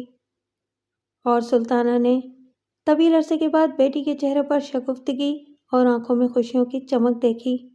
اس نے پوچھا، آج تم بہت خوش ہو شاہدہ؟ میں خوش ہوں؟ وہ حیرت سے بولی، پھر ہنس پڑی۔ کتنی چالاک ہیں آپ۔ چالاک نہیں، تمہاری ماں ہوں۔ وہ تو ہیں، سب سے اچھی، سب سے پیاری ماں۔ شاہدہ محبت سے ماں سے لپٹ گئی۔ مجھے بتاؤ کیا بات ہے، میں تمہاری دوست ہوں۔ تب شاہدہ نے اپنی دوست کو سب کچھ بتا دیا۔ تجربہ کار سلطانہ نے بہت سنجیدگی سے سوچا، کوئی دھوکہ، کوئی وقتی جذباتی کیفیت تو نہیں۔ اس نے شاہدہ سے ناصر محمود، اس کے خاندان کے بارے میں بہت سی باتیں پوچھی۔ شاہدہ کو معلوم ہی کیا تھا جو بتاتی، بس اتنا اسے ضرور معلوم تھا کہ کبھی ناصر کا گھرانہ خوشحال تھا، لیکن اب ان کے حالات اچھے نہیں تھے۔ کسی دن اسے چائے یا کھانے پر بلا لو۔ وہ اتنا خوددار ہے کہ کبھی میری گاڑی میں نہیں بیٹھتا۔ بہرحال میں اسے بات کرتی ہوں۔ سلطانہ نے پوری تفصیل نصیر الدین کو بتائی تو وہ بہت خوش ہوا۔ خدا کرے وہ اچھا لڑکا ہو۔ اگر سب کچھ جانے کے باوجود وہ شاہدہ کو قبول کرتا ہے تو ہمارے لیے اس سے زیادہ خوشی کی بات اور کیا ہوگی۔ ہم اسے سب کچھ دیں گے، کوئی کمی نہیں رہے گی۔ شاہدہ اسے یہاں بلائے گی، سلطانہ نے کہا۔ ناصر بڑی مشکل سے تیار ہوا تھا۔ پہلی بار وہ شاہدہ کے ساتھ اس کی BMW میں بیٹھا۔ پہلی بار اس نے شاہدہ کی محل نما کوٹھی دیکھی، اس کے گھر کے عالیشان ڈرائنگ روم کو دیکھا، جہاں نصیر الدین اور سلطانہ بیگم نے بڑی محبت سے اس کا استقبال کیا۔ اس نے بڑی اپنائیت سے باتیں کیں، اس سے اس کے مستقبل کے منصوبے کے بارے میں پوچھا۔ ناصر نے نہایت صاف گوئی سے ان کے ہر سوال کا جواب دیا، کہیں بھی زمین آسمان کے کلابے نہیں ملائے، جس سے نصیر الدین بہت متاثر ہوئے تھے۔ تم نے کبھی کاروبار کے بارے میں سوچا؟ نصیر الدین نے پوچھا۔ نہیں انکل، میں جھوٹے خواب دیکھنے کا قائل نہیں ہوں۔ وہ سوچتا ہوں جو کر سکتا ہوں۔ خود کو دھوکہ نہیں دینا چاہیے۔ کاروبار دولت سے ہوتا ہے اور ہم دولت مند نہیں۔ کبھی کبھی کاروبار صرف دولت سے نہیں، ہمت سے بھی ہوتا ہے، نصیر الدین نے کہا۔ اس کی مثال وہ خود تھے۔ ناصر محمود نے ان لوگوں پر بہت اچھا تاثر چھوڑا تھا، جس کا اظہار اسی رات نصیر الدین نے اپنی بیوی سے کیا۔ لڑکا بہت غیور اور خوددار ہے، لالچی ہے، اور نہ ان لوگوں میں سے ہے جو کسی مالدار لڑکی سے شادی کر کے اپنا مستقبل بنانا چاہتے ہیں۔ اس کے اندر خود اعتمادی ہے۔ سب سے بڑی بات یہ ہے کہ وہ شاہدہ کی بیماری کو بیماری نہیں سمجھتا، بڑی بے نیازی سے کہتا ہے کہ وہ جلد ٹھیک ہو جائے گی۔ ہمیں اس کی بیماری کی وجہ نہیں معلوم، ہو سکتا ہے شادی کے بعد یہ خود بخود دور ہو جائے۔ آپ کا گھرانہ آئیڈیل ہے شاہدہ، آپ کے ممی ڈیڈی بہت نفیس ہیں، مجھے بہت پسند آئے، ناصر نے کہا، اور شاہدہ نے اس کا شکریہ ادا کیا۔ بات کچھ اور آگے بڑھی۔ دونوں کے درمیان یہ بات طے ہو گئی کہ تعلیم کی تکمیل کے بعد ناصر اپنے والدین کو شاہدہ کے گھر بھیج کر رشتے کی بات کرے گا۔ آپ کے والدین ناصر؟ شاہدہ نے افسردگی سے کہا۔ کیا مطلب؟ میری بیماری کے بارے میں جاننے کے باوجود کیا وہ مجھے قبول کر لیں گے؟ ہمارے معاشرے میں بہت سی خرابیاں ہیں شاہدہ، مثلاً یہ کہ والدین اپنے حقوق سے زیادہ حق جمانے کی کوشش کرتے ہیں، لیکن میں بہت مضبوط ہوں، میں اپنی زندگی اپنی مرضی سے گزارنے کا قائل ہوں، اور تم میری زندگی بھی ہو اور مرضی بھی۔ ٹھیک کہا تھا ناصر نے۔ اس کے والدین ہنسی خوشی اس کا رشتہ لے کر گئے تھے، اور نصیر الدین کے گھر انہوں نے جو کچھ دیکھا، اسے دیکھ کر دنگ رہ گئے۔ نہ صرف ان کے بیٹے کی بلکہ خود ان کی تقدیر بدل رہی تھی۔ بیٹے کی فراست پر وہ نہال ہو گئے تھے۔ نصیر الدین نے ناصر محمود اور اس کے خاندان پر عنایتوں کے دروازے کھول دیے۔ اکیلی بیٹی تھی اور اس کی بیماری جوں کی توں تھی۔ کبھی کبھی اس کے اعصاب بالکل جواب دے جاتے تھے، وہ بیچ سڑک پر گر پڑتی تھی، لیکن اسے سنبھالنے کے لیے کوئی نہ کوئی ساتھ ہوتا تھا۔ ناصر دعوے سے کہتا تھا کہ شادی کے بعد وہ بالکل ٹھیک ہو جائے گی۔ ناصر کا یہ اعتماد شاہدہ کو بہت سہارا دیتا تھا۔ شادی کی تیاریاں شروع ہو گئیں۔ نصیر الدین نے شاہدہ کے جہیز کے لیے ایک کنال کا انتہائی خوبصورت گھر خریدا اور اسے مکمل ڈیکوریٹ کرایا۔ ایک قیمتی گاڑی ناصر کی سلامی کے لیے خریدی گئی۔ اس طرح ایک رئیس کی بیٹی کی شادی جتنی دھوم دھام سے ہو سکتی تھی ہوئی۔ شاہدہ رخصت ہو کر سسرال والوں کے ساتھ جس نئے مکان میں گئی تھی، ناصر کے گھر والے اسے دیکھ کر خوشی سے پاگل ہو گئے تھے۔ ان کی تو تقدیر کھل گئی تھی۔ وقت تیزی سے آگے بڑھنے لگا۔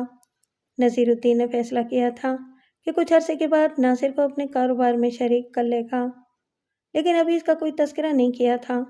کچھ عرصے کے بعد ناصر محمود کھلنے لگا۔ اس نے شاہدہ سے کہا کہ یہ گھر وہ اس کے نام کر دے۔ کچھ لوگ اسے طعنہ دیتے ہیں کہ وہ بیوی کو جہیز میں ملے گھر میں رہتا ہے۔ شاہدہ ناصر پر قربان تھی۔ اس نے شاہدہ کو اس طرح اپنی محبت کے جال میں جکڑا تھا کہ وہ اپنے گھر والوں کو کچھ نہیں بتاتی تھی۔ ناصر جو کچھ کہتا وہ آنکھیں بند کر کے مان لیتی تھی۔ کئی بار اسے اندازہ ہوا کہ ناصر بڑی کنجوس فطرت کا ہے، اس کے ساتھ تو نہیں، لیکن دوسروں کے ساتھ اس کا رویہ بڑا عجیب ہوتا تھا۔ وہ پیسے پیسے پر جان دیتا تھا۔ شاہدہ نے خوشی سے گھر اس کے نام کر دیا۔ ناصر اس سے اکثر کاغذات پر دستخط کراتا رہتا تھا، اور شاہدہ یہ بھی نہ دیکھتی کہ ان پر کیا لکھا ہے۔ ایک بار اس نے شاہدہ کو بینک لے جا کر اس کے اکاؤنٹ کو بھی جوائنٹ اکاؤنٹ کرا لیا۔ شاہدہ نے اس کے کسی عمل کو شک کی نگاہ سے نہیں دیکھا تھا۔ وہ اپنی قسمت پر نازاں تھی کہ اسے ناصر جیسا شوہر ملا ہے۔ اپنا سب کچھ ناصر پر قربان کر چکی تھی، بس کبھی کبھی وہ اس کی کنجوسی سے پریشان ہو جاتی تھی۔ ناصر ایک طرح سے اس کے تمام اثاثوں پر قبضہ کر چکا تھا۔ بالکل اتفاق سے ایک بار نصیر الدین کو یہ پتہ چل گیا کہ وہ گھر جو انہوں نے شاہدہ کو جہیز میں دیا تھا ناصر محمود کے نام منتقل ہو چکا ہے۔ نذیر الدین ہکا بکا رہ گئے تھے۔ اس کی ضرورت کیوں پیش آئی آخر؟ انہوں نے شاہدہ سے پوچھا تو وہ ہنس دی۔ بس ناصر کی خواہش تھی، میں نے پوری کر دی۔ مجھ سے مشورہ بھی نہیں کیا؟ نہیں ابو، ناصر بہت مخلص شخص ہیں، ہم دونوں میں بڑی انڈرسٹینڈنگ ہے، جو وہ کہتے ہیں میں کرتی ہوں اور جو میں کہتی ہوں وہ کرتے ہیں۔ تمہارا مطلب ہے کہ میں… نذیر الدین نے جملہ ادھورا چھوڑ دیا۔ جی جناب، ہم دونوں خوش ہیں، آپ بھی خوش رہیں۔ کیا بات ہے، آپ کچھ پریشان سے لگ رہے ہیں؟ سلطانہ نے خلاف معمول رات کو نذیر الدین کو جاگتے اور کروٹیں بدلتے دیکھا تو بولی، ہاں کچھ عجیب سا لگ رہا ہے۔ کیا عجیب؟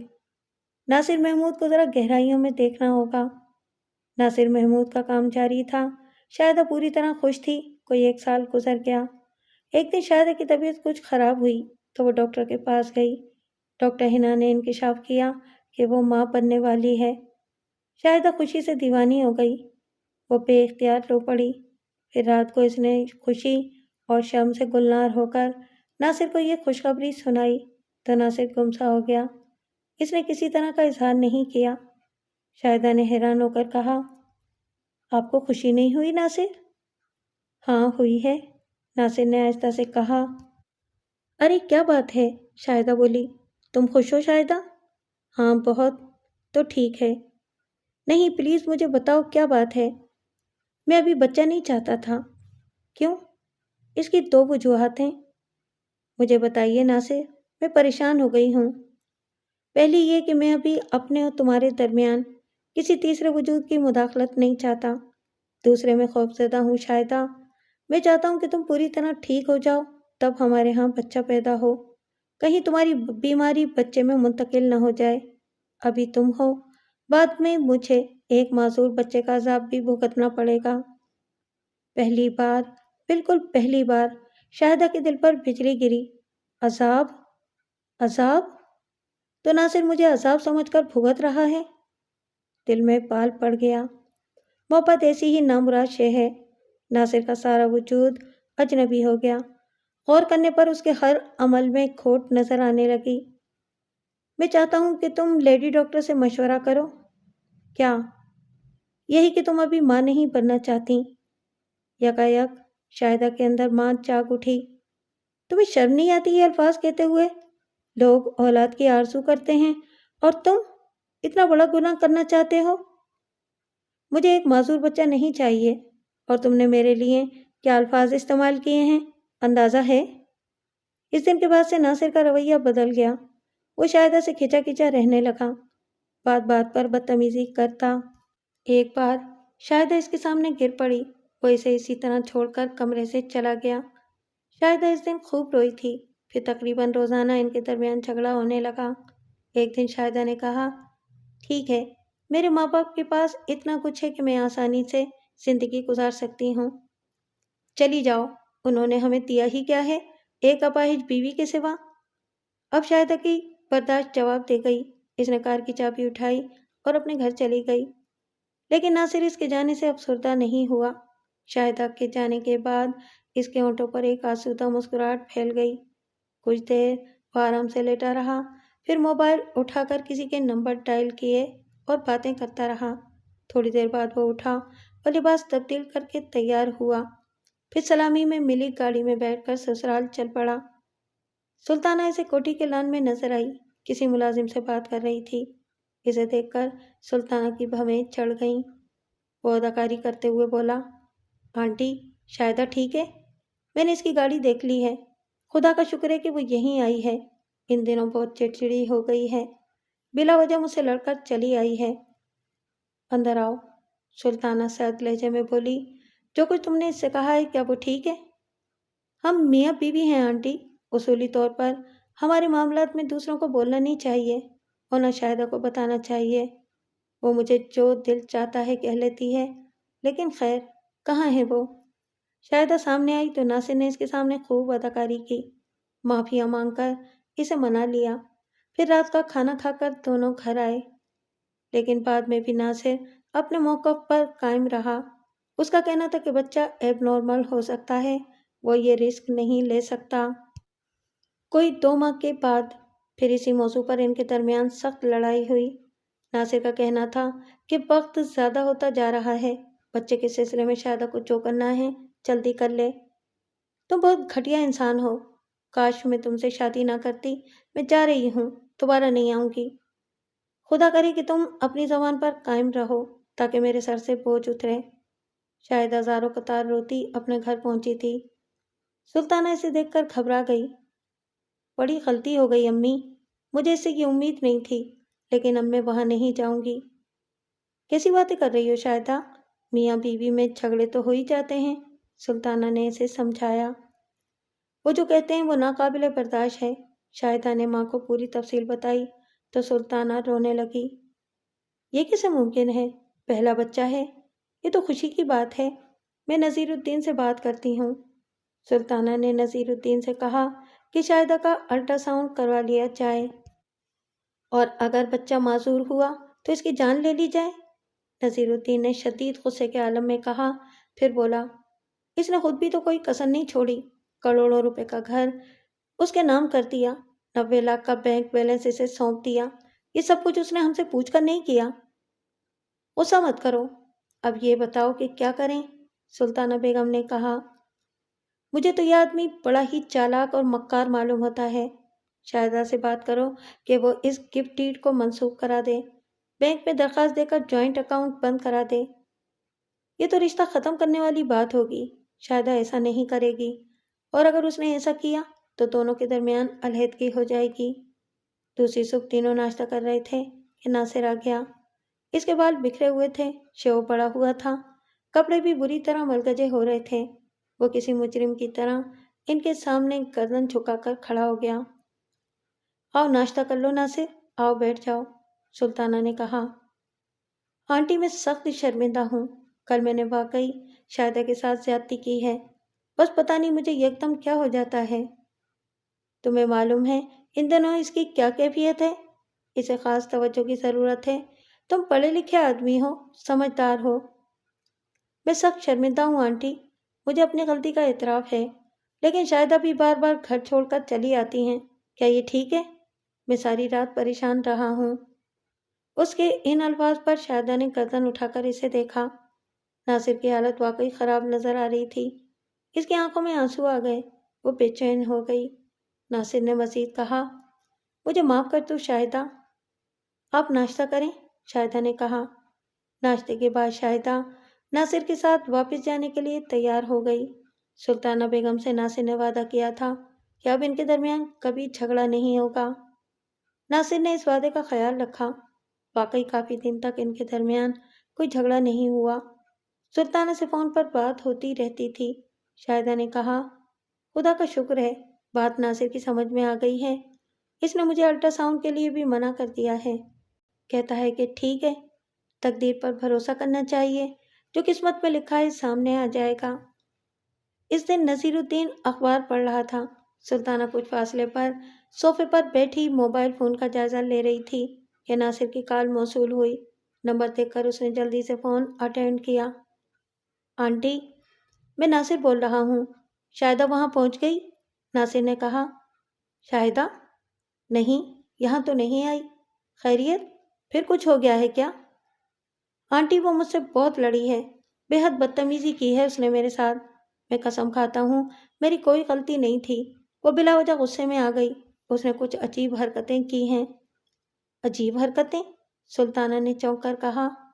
جی، وہ لاکھوں روپے کے زیورات اور کچھ کپڑے بھی سوٹ کیس میں رکھ کر لے گئی ہے، اپنی کار نہیں لے گئی بلکہ ٹیکسی میں گئی ہے۔ کیا؟ ٹیکسی میں کیوں گئی ہے؟ میں نہیں جانتا، اس نے میری کوئی بات نہیں سنی۔ تم نے اسے زیورات ساتھ لے جانے دیے؟ تمہیں اندازہ ہے کہ ان دنوں اس کی کیا حالت ہے؟ میری کون سنتا ہے، 2 کوڑی کی عزت ہے میری، لیکن آنٹی میں تھک چکا ہوں، کچھ کرنا ہوگا۔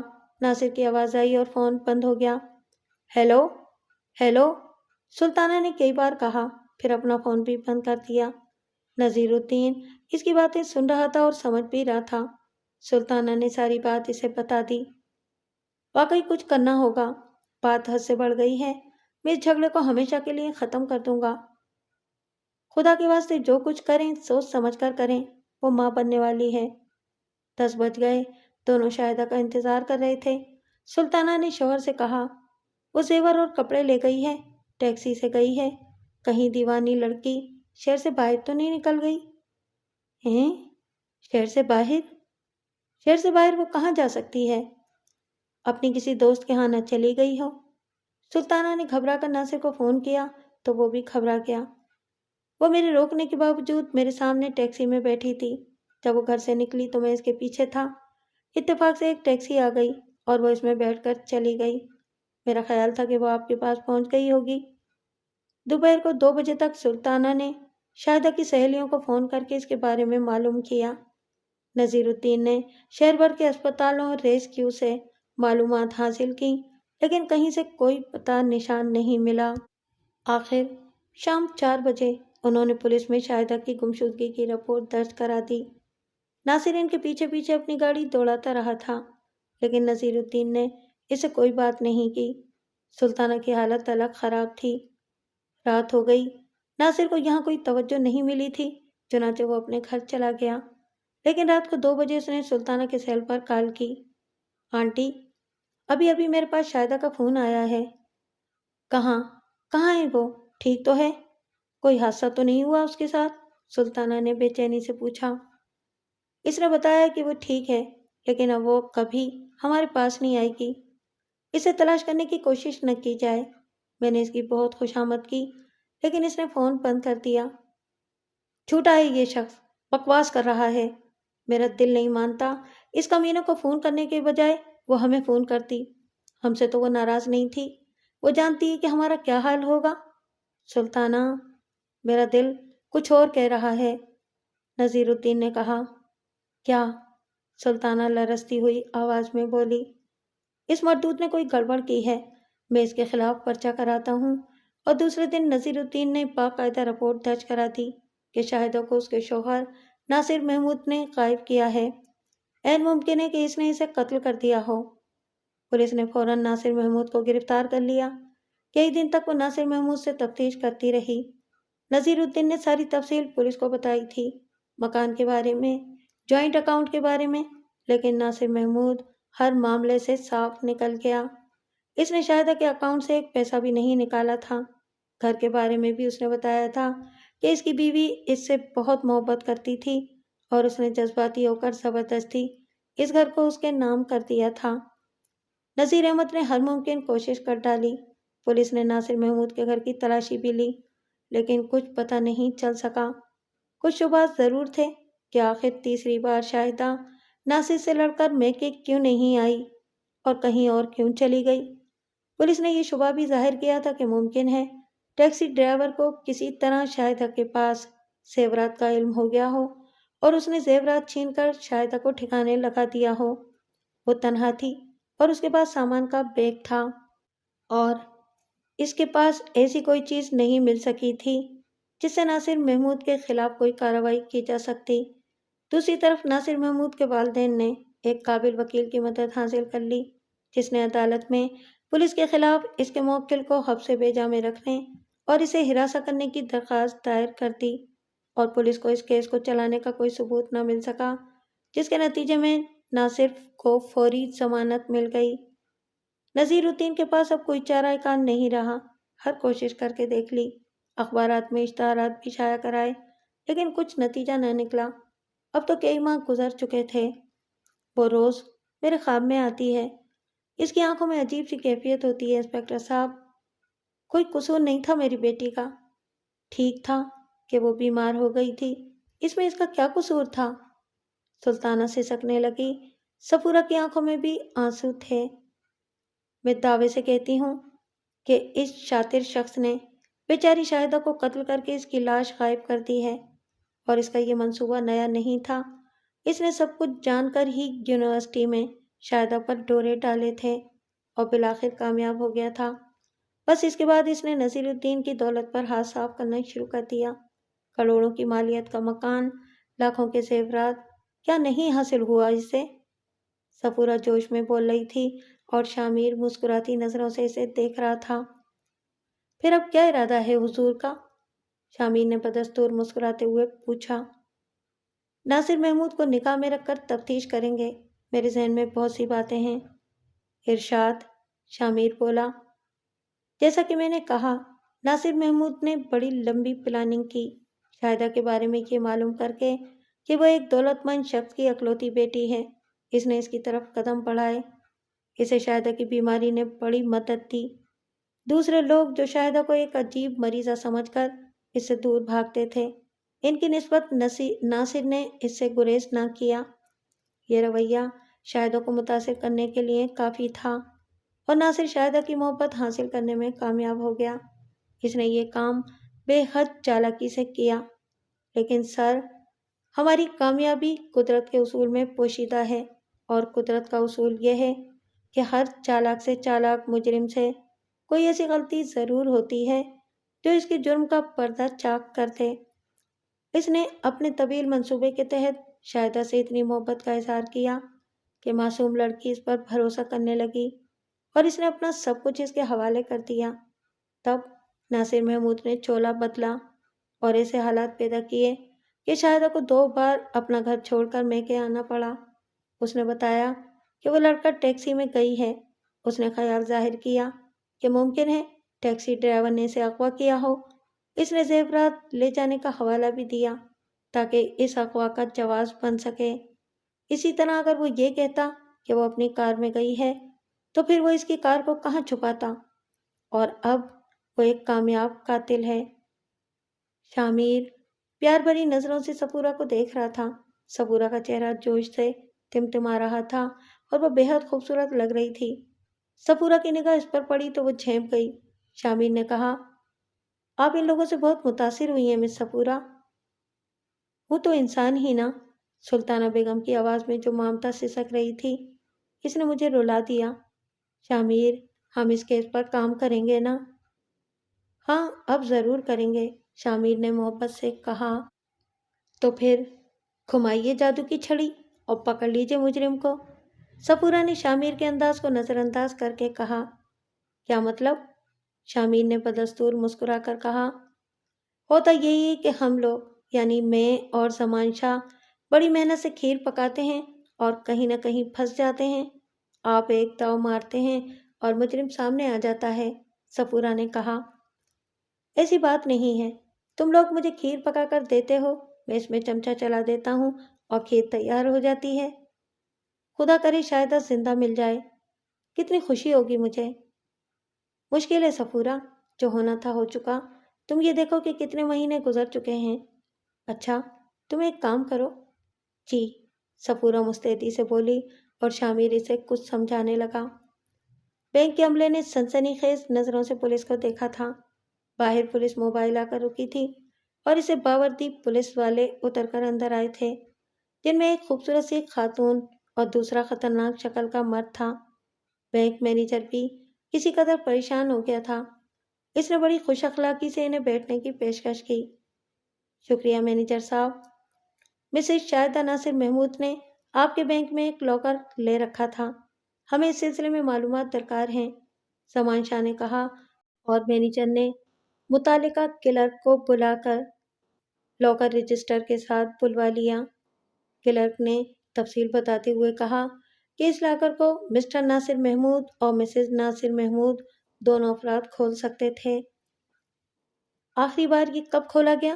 صفورہ نے پوچھا۔ کلرک نے جو تاریخ بتائی وہ شاہدہ کی گمشدگی سے صرف 1 دن پہلے کی تھی۔ کیا آپ بتا سکتے ہیں کہ اس دن لاکر کھولنے کون آیا تھا؟ جی ضرور، ہمارے رجسٹر میں لاکر کھولنے والے کے دستخط ہوتے ہیں۔ کلرک نے رجسٹر دیکھ کر بتایا کہ اس دن لاکر ناصر محمود صاحب نے کھولا تھا اور وہ تنہا آئے تھے۔ اس سے پہلے لاکر کب کھولا گیا تھا؟ 6 ماہ پہلے، کلرک نے بتایا۔ صفورہ اور زمان شاہ مینیجر کا شکریہ ادا کر کے باہر نکل آئے۔ ہو گئی غلطی کمبخت سے، صفورہ نے موبائل میں بیٹھتے ہوئے کہا، اور زمان شاہ اس کی صورت دیکھنے لگا۔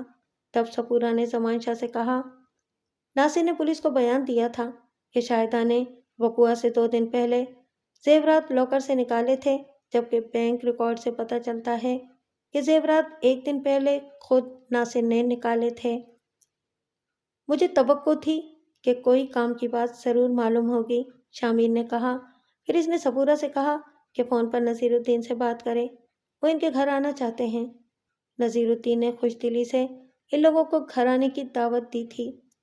نصیر الدین نے اپنی عالیشان رہائش گاہ پر ان کا استقبال کیا۔ اس وقت بہت سے لوگ وہاں موجود تھے۔ ایک عمر رسیدہ خاتون جن کے چہرے کے نقوش سلطانہ بیگم سے بہت زیادہ ملتے تھے، 2 نوجوان لڑکیاں اور 2 مرد وہاں موجود تھے۔ یہ میری بہن عالیہ ہیں، یہ لوگ لندن سے آئے ہیں، یہ بہنوئی، یہ بھانجا اور اس کی دلہن اور یہ بھانجی ہے۔ مگر وہ پولیس والے کہاں ہیں جن کے بارے میں تم نے بتایا تھا کہ آ رہے ہیں؟ عالیہ نے کہا۔ یہی دونوں ہیں، سلطانہ نے کہا۔ آنٹی، پاکستان میں پولیس اتنی خوبصورت ہوتی ہے؟ عالیہ بیگم کی بہو نے کہا، اور لوگوں نے اس معصوم سوال پر بڑی مشکل سے مسکراہٹ روکی۔ ہمیں تو سلطانہ نے اس اندوناک واقعے کے بارے میں بتایا تک نہیں۔ یہ ہم سے ناراض تھی، ہم تو بس ملنے آ گئے تھے، عالیہ بیگم نے کہا۔ سب لوگ ڈرائنگ روم میں داخل ہو گئے۔ ڈرائنگ روم اعلیٰ درجے کے فرنیچر سے آراستہ تھا۔ سب لوگ بیٹھ گئے۔ شامل لندن سے آنے والے مہمانوں کے بارے میں سوالات کرنے لگا۔ اسی اثنا میں ڈرائنگ روم میں لگی کچھ تصویریں دیکھنے لگی اور صفورہ کی نظریں ایک خوبصورت گروپ پر جا ٹکیں جو کافی بڑی تھی اور واضح نظر آ رہی تھی۔ تصویر میں نصیر الدین، اس کی بیوی سلطانہ، کچھ دوسرے لوگوں کے علاوہ درمیان میں یہ لڑکی جو عالیہ بیگم کی بیٹی تھی اور جس کا نام زنیرہ تھا، دلہن کے لباس میں ناصر محمود کے ساتھ کھڑی تھی۔ ناصر محمود ایک خوبصورت سوٹ میں ملبوس تھا۔ آنٹی، یہ صبورہ نے تصویر کی طرف اشارہ کیا۔ شاہدہ کے ولیمے والے دن کی تصویر ہے، ساتھ میں ناصر کے اہل خانہ ہیں، اور یہ شاہدہ ہے جو دلہن بنی ہوئی ہے، صبورہ نے حیرت سے کہا اور اٹھ کر تصویر کے پاس پہنچ گئی۔ پھر اس نے دوبارہ زنیرہ کی طرف دیکھا تو نصیر الدین بول پڑے، اوہ، آپ کو حیرت ہو رہی ہوگی انسپکٹر صاحبہ، جس طرح عالیہ باجی اور سلطانہ کی شکلیں ایک دوسرے سے بہت زیادہ ملتی ہیں، اسی طرح زنیرہ اور شاہدہ بھی ایک دوسرے کی کاپی ہیں، کزن بھی ہیں۔ آپ نے ناصر کو بھی نہیں دیکھا ہوگا۔ اچانک شامر بھی اپنی جگہ سے اٹھ کر تصویر کے پاس جا کھڑا ہوا۔ اس نے کئی بار تصویر کی دلہن اور پھر زنیرہ کو دیکھا اور اس کی آنکھوں میں ایک چمک سی پیدا ہو گئی۔ پھر وہ دوبارہ صوفے پر بیٹھ گیا۔ شامر نے کچھ دیر خاموش رہنے کے بعد کہا، ہم نے شاہدہ کے کیس پر باقاعدہ کام شروع کر دیا ہے نصیر الدین صاحب، نتائج حاصل ہوتے جا رہے ہیں۔ واقعات بڑے سادہ سے ہیں اور ان میں کوئی گہری پیچیدگی نہیں ہے۔ شاہدہ ایک معصوم سی بچی تھی اور اس کے کردار میں کوئی کھوٹ نہیں تھا، اس لیے اس کے سوا اور کچھ نہیں کہا جا سکتا کہ وہ ایک برے انسان کی حوث کی بھینٹ چڑھ گئی اور اس ملعون نے جلد بازی کی۔ اگر وہ عقل سے کام لیتا تو یہ ضرور سوچتا کہ آخرکار نصیر الدین کی ساری دولت شاہدہ ہی کے پاس آئے گی، ان کا اور ہے کون؟ لیکن اس نے پتہ نہیں اتنا گھناؤنا قدم کیوں اٹھایا۔ اگر اس نے میری بچی کی جان لی ہے تو خدا کی قسم میں اسے زندہ نہیں چھوڑوں گا۔ قانون اسے سزا نہ دے سکا تو میں اسے کرائے کے قاتلوں سے قتل کرا دوں گا، نصیر الدین نے روتے ہوئے کہا۔ میں اسے نہیں چھوڑوں گا۔ ماحول کافی غمزدہ ہو گیا۔ عالیہ اور زنیرہ بھی رونے لگے۔ اتفاق سے مس زنیرہ کو دیکھ کر ایک خیال میرے ذہن میں آیا ہے، انہیں ہماری تھوڑی سی مدد کرنی ہوگی، شامر نے کہا۔ وہ میری کزن تھی، میرا خون تھی اور پھر میری ہم شکل بھی، اللہ کرے کہ وہ زندہ ہو، زنیرہ نے سسکیاں بھرتے ہوئے کہا۔ نذیر صاحب، شاہدہ کے پاس BMW تھی، شامر نے کہا۔ ہاں، وہ کہاں ہے؟ پیچھے گیراج میں کھڑی ہے۔ مطلب آپ کے پاس ہی ہے؟ ناصر نے اس پر قبضہ کرنے کی کوشش کیوں نہیں کی؟ وہ میرے نام رجسٹر ہے۔ اس ذلیل نے کئی بار شاہدہ سے کہا تھا کہ وہ اسے اپنے نام ٹرانسفر کرا لے، لیکن اس نے انکار کر دیا تھا۔ گڈ۔ دوسری بات یہ کہ کیا ناصر نے زنیرہ کو دیکھا ہے؟ نہیں، ہم لوگ کبھی نہیں ملے۔ میں نے بتایا نا انسپکٹر صاحب کہ سلطانہ ہم سے ناراض تھی، ہم تو شاہدہ کی شادی میں بھی شریک نہیں ہوئے تھے، عالیہ نے بتایا۔ تب پھر میں بتاتا ہوں کہ زنیرہ کو ہمارے لیے کیا کرنا ہے۔ مس زنیرہ، کیا آپ ڈرائیونگ کر لیتی ہیں؟ ہاں، زنیرہ نے کہا۔ ناصر محمود ڈپارٹمنٹل اسٹور سے خریداری کر رہا تھا۔ اسٹورز میں زیادہ رش نہیں تھا۔ دن کا 1 بجا تھا۔ اپنے ضرورت کی کچھ چیزیں منتخب کر کے وہ کاؤنٹر کی طرف بڑھنے ہی والا تھا کہ اس کی نگاہ آخری کاؤنٹر کی طرف اٹھ گئی، جہاں ایک خوش لباس لڑکی ایک شاپنگ بیگ سنبھال کر باہر کی طرف جا رہی تھی۔ نظر اتفاقیہ طور پر اٹھی تھی، لیکن دوسرے لمحے ناصر کا دل بڑی زور سے دھڑکا۔ اس کے دماغ میں بجلی سی چمکی۔ وہ چہرہ اس کے لیے اجنبی نہیں تھا۔ شاہدہ، بالکل شاہدہ، اس کے نقوش، اس کے چلنے کا انداز۔ ارے یہ کیسے ممکن ہے؟ ایک لمحے کے لیے اس کے حواس معطل ہو گئے۔ وہ پتھرا گیا، لیکن دوسرے لمحے سنبھل گیا۔ اپنا منتخب شدہ سامان لے کر وہ کاؤنٹر کی طرف لپکا۔ سامان کاؤنٹر پر رکھ کر اس نے کہا، تم ان چیزوں کا بل بناؤ، میں بھی آیا۔ یہ کہہ کر اس نے باہر کی طرف دوڑ لگا دی۔ چہروں کے نقوش آپس میں مل جاتے ہیں، لیکن کہیں نہ کہیں سے پتہ چل جاتا ہے۔ اس نے شاہدہ کی ایک جھلک دیکھی تھی، لیکن وہ اس قدر شاہدہ سے ملتی تھی کہ ناصر دھک سے رہ گیا تھا۔ مزید جھٹکا اس وقت لگا جب باہر آ کر اس نے ایک کار کو اسٹور کے پارک سے باہر نکل کر سڑک پر جاتے دیکھا۔ یہ کار BMW تھی اور اس کی ڈرائیونگ سیٹ پر شاہدہ ہی تھی۔ ایک بار پھر ناصر کی کیفیت بری ہو گئی۔ اس کی کار بھی پارکنگ میں تھی، لیکن بیکار۔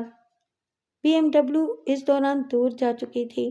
البتہ ناصر اس کا نمبر دیکھنے میں کامیاب ہو گیا۔ یہ نمبر بھی شاہدہ کی کار کا ہی نمبر تھا۔ مائی گاڈ! اس کے منہ سے بے اختیار نکلا اور وہ اپنے حواس مجتمع کرنے لگا۔ پھر اندر جا کر اس نے اپنا سامان لیا، بل ادا کیا اور باہر نکل آیا۔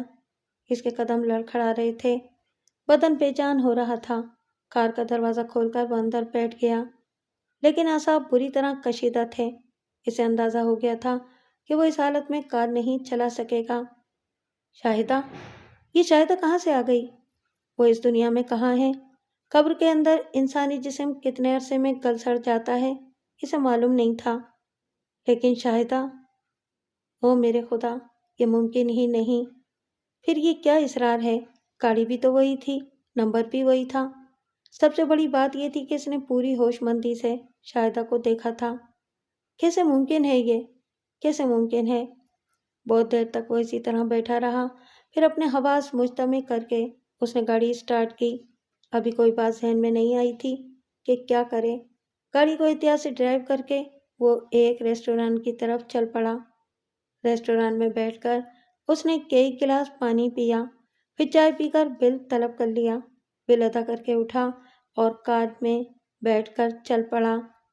اس کا رخ نذیر الدین کی کوٹھی کی طرف تھا۔ کچھ دیر کے بعد وہ کوٹھی کے سامنے پہنچ گیا۔ گیٹ اس قسم کا تھا کہ اس سے اندر تک کا منظر نظر آتا تھا، اور اس نے جو کچھ دیکھا اس نے اسے حواس باختہ کر دیا۔ سامنے پورچ میں دوسری کاروں کے ساتھ شاہدہ کی BMW بھی نظر آ رہی تھی۔ اسے اچھی طرح معلوم تھا کہ شاہدہ کی گمشدگی کے بعد اس گاڑی کو کوٹھی کے پچھلے حصے کے گیراج میں کھڑا کر دیا گیا تھا۔ یہ ایک جذباتی عمل تھا۔ نذیر الدین کا کہنا تھا کہ اسے شاہدہ ہی دوبارہ گیراج سے نکالے گی۔ تو کیا اسے شاہدہ نے ہی نکالا ہے؟ لیکن شاہدہ کہاں سے آ گئی؟ ایک لمحے کے لیے اس کا دل چاہا کہ کوٹھی میں گھس جائے اور ان لوگوں سے پوچھے کہ یہ سب کیا ہے، لیکن یہ خطرناک تھا۔ وہ کوئی فیصلہ نہیں کر سکا اور پھر وہاں سے واپس چل پڑا۔ اس کے فرشتوں کو بھی نہیں معلوم تھا کہ انتہائی ہوشیاری سے اسپیشل پولیس کے تربیت یافتہ لوگ اس کا تعاقب کر رہے ہیں۔ یہ 5 افراد تھے جو تھوڑے تھوڑے وقفے سے اپنی ڈیوٹیاں بدل رہے تھے تاکہ ناصر محمود کو کوئی شبہ نہ ہو سکے۔ سرے شامی بود آبادی شروع ہو گئی تھی۔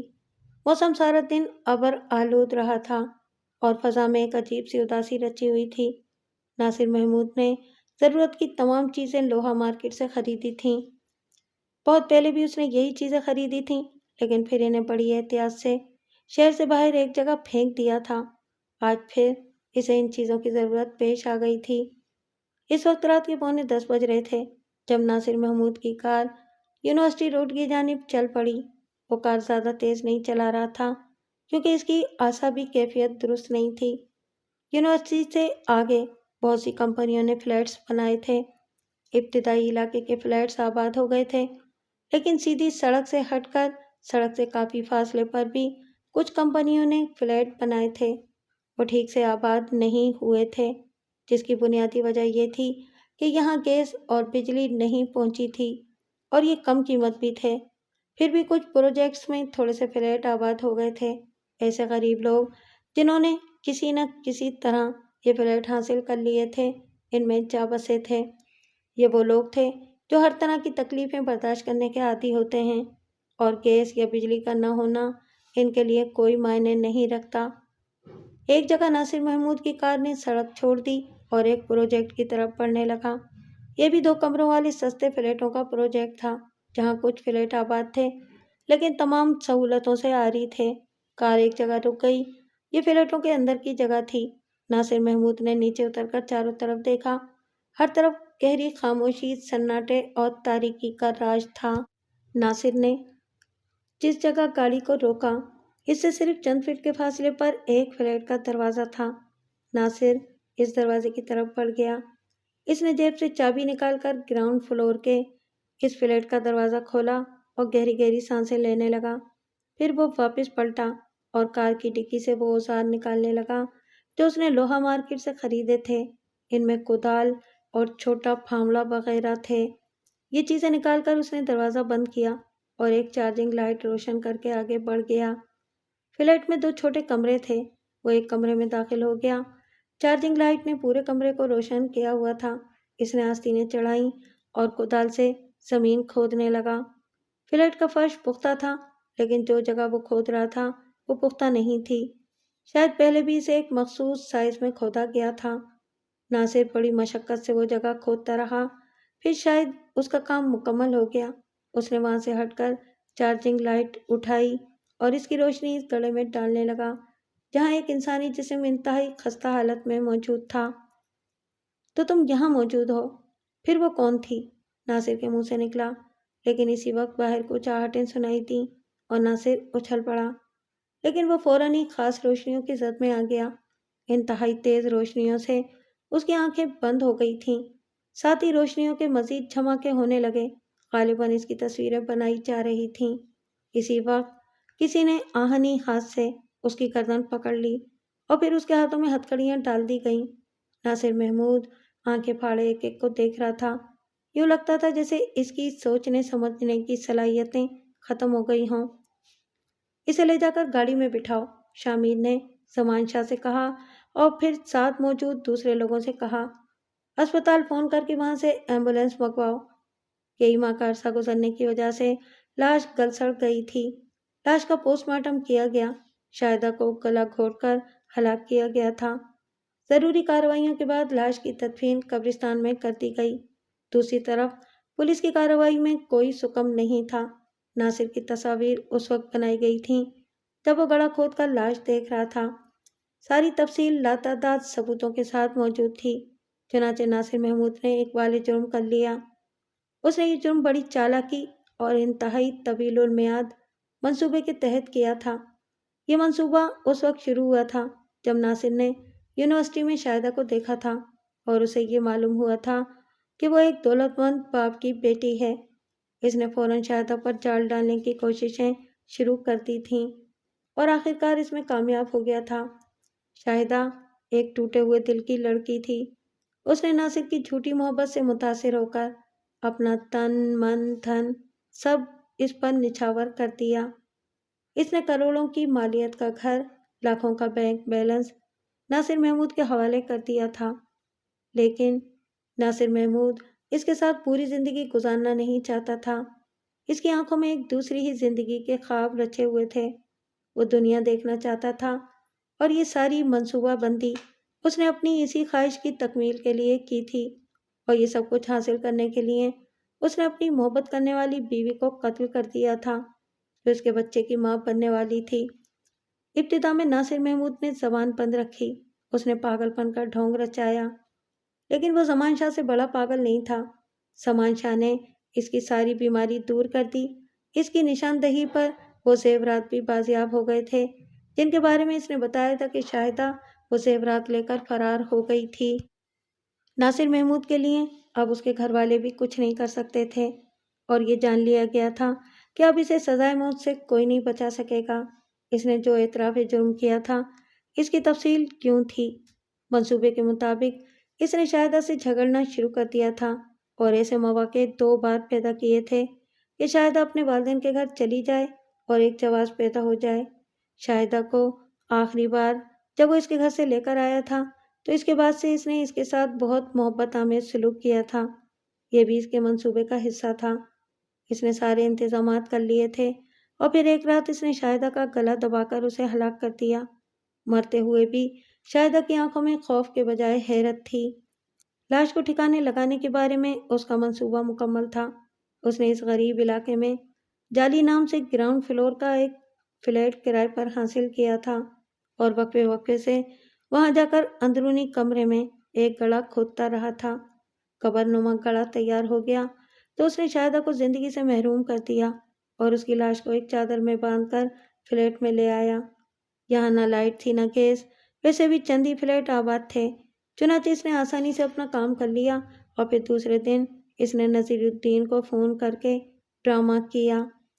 بیچارے نذیر الدین نے بہت ہاتھ پاؤں مارے۔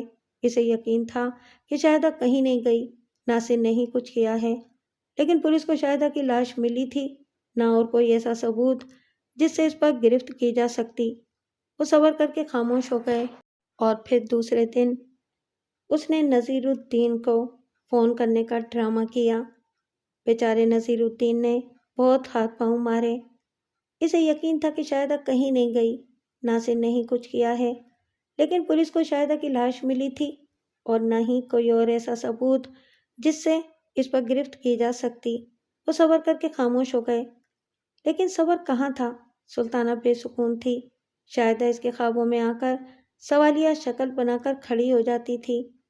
تب کہیں سے اسے شامیر کے بارے میں معلوم ہوا کہ وہ قبر کی گہرائیوں سے بھی مجرم کو نکال لاتا ہے، اور ایسا ہی ہوا تھا۔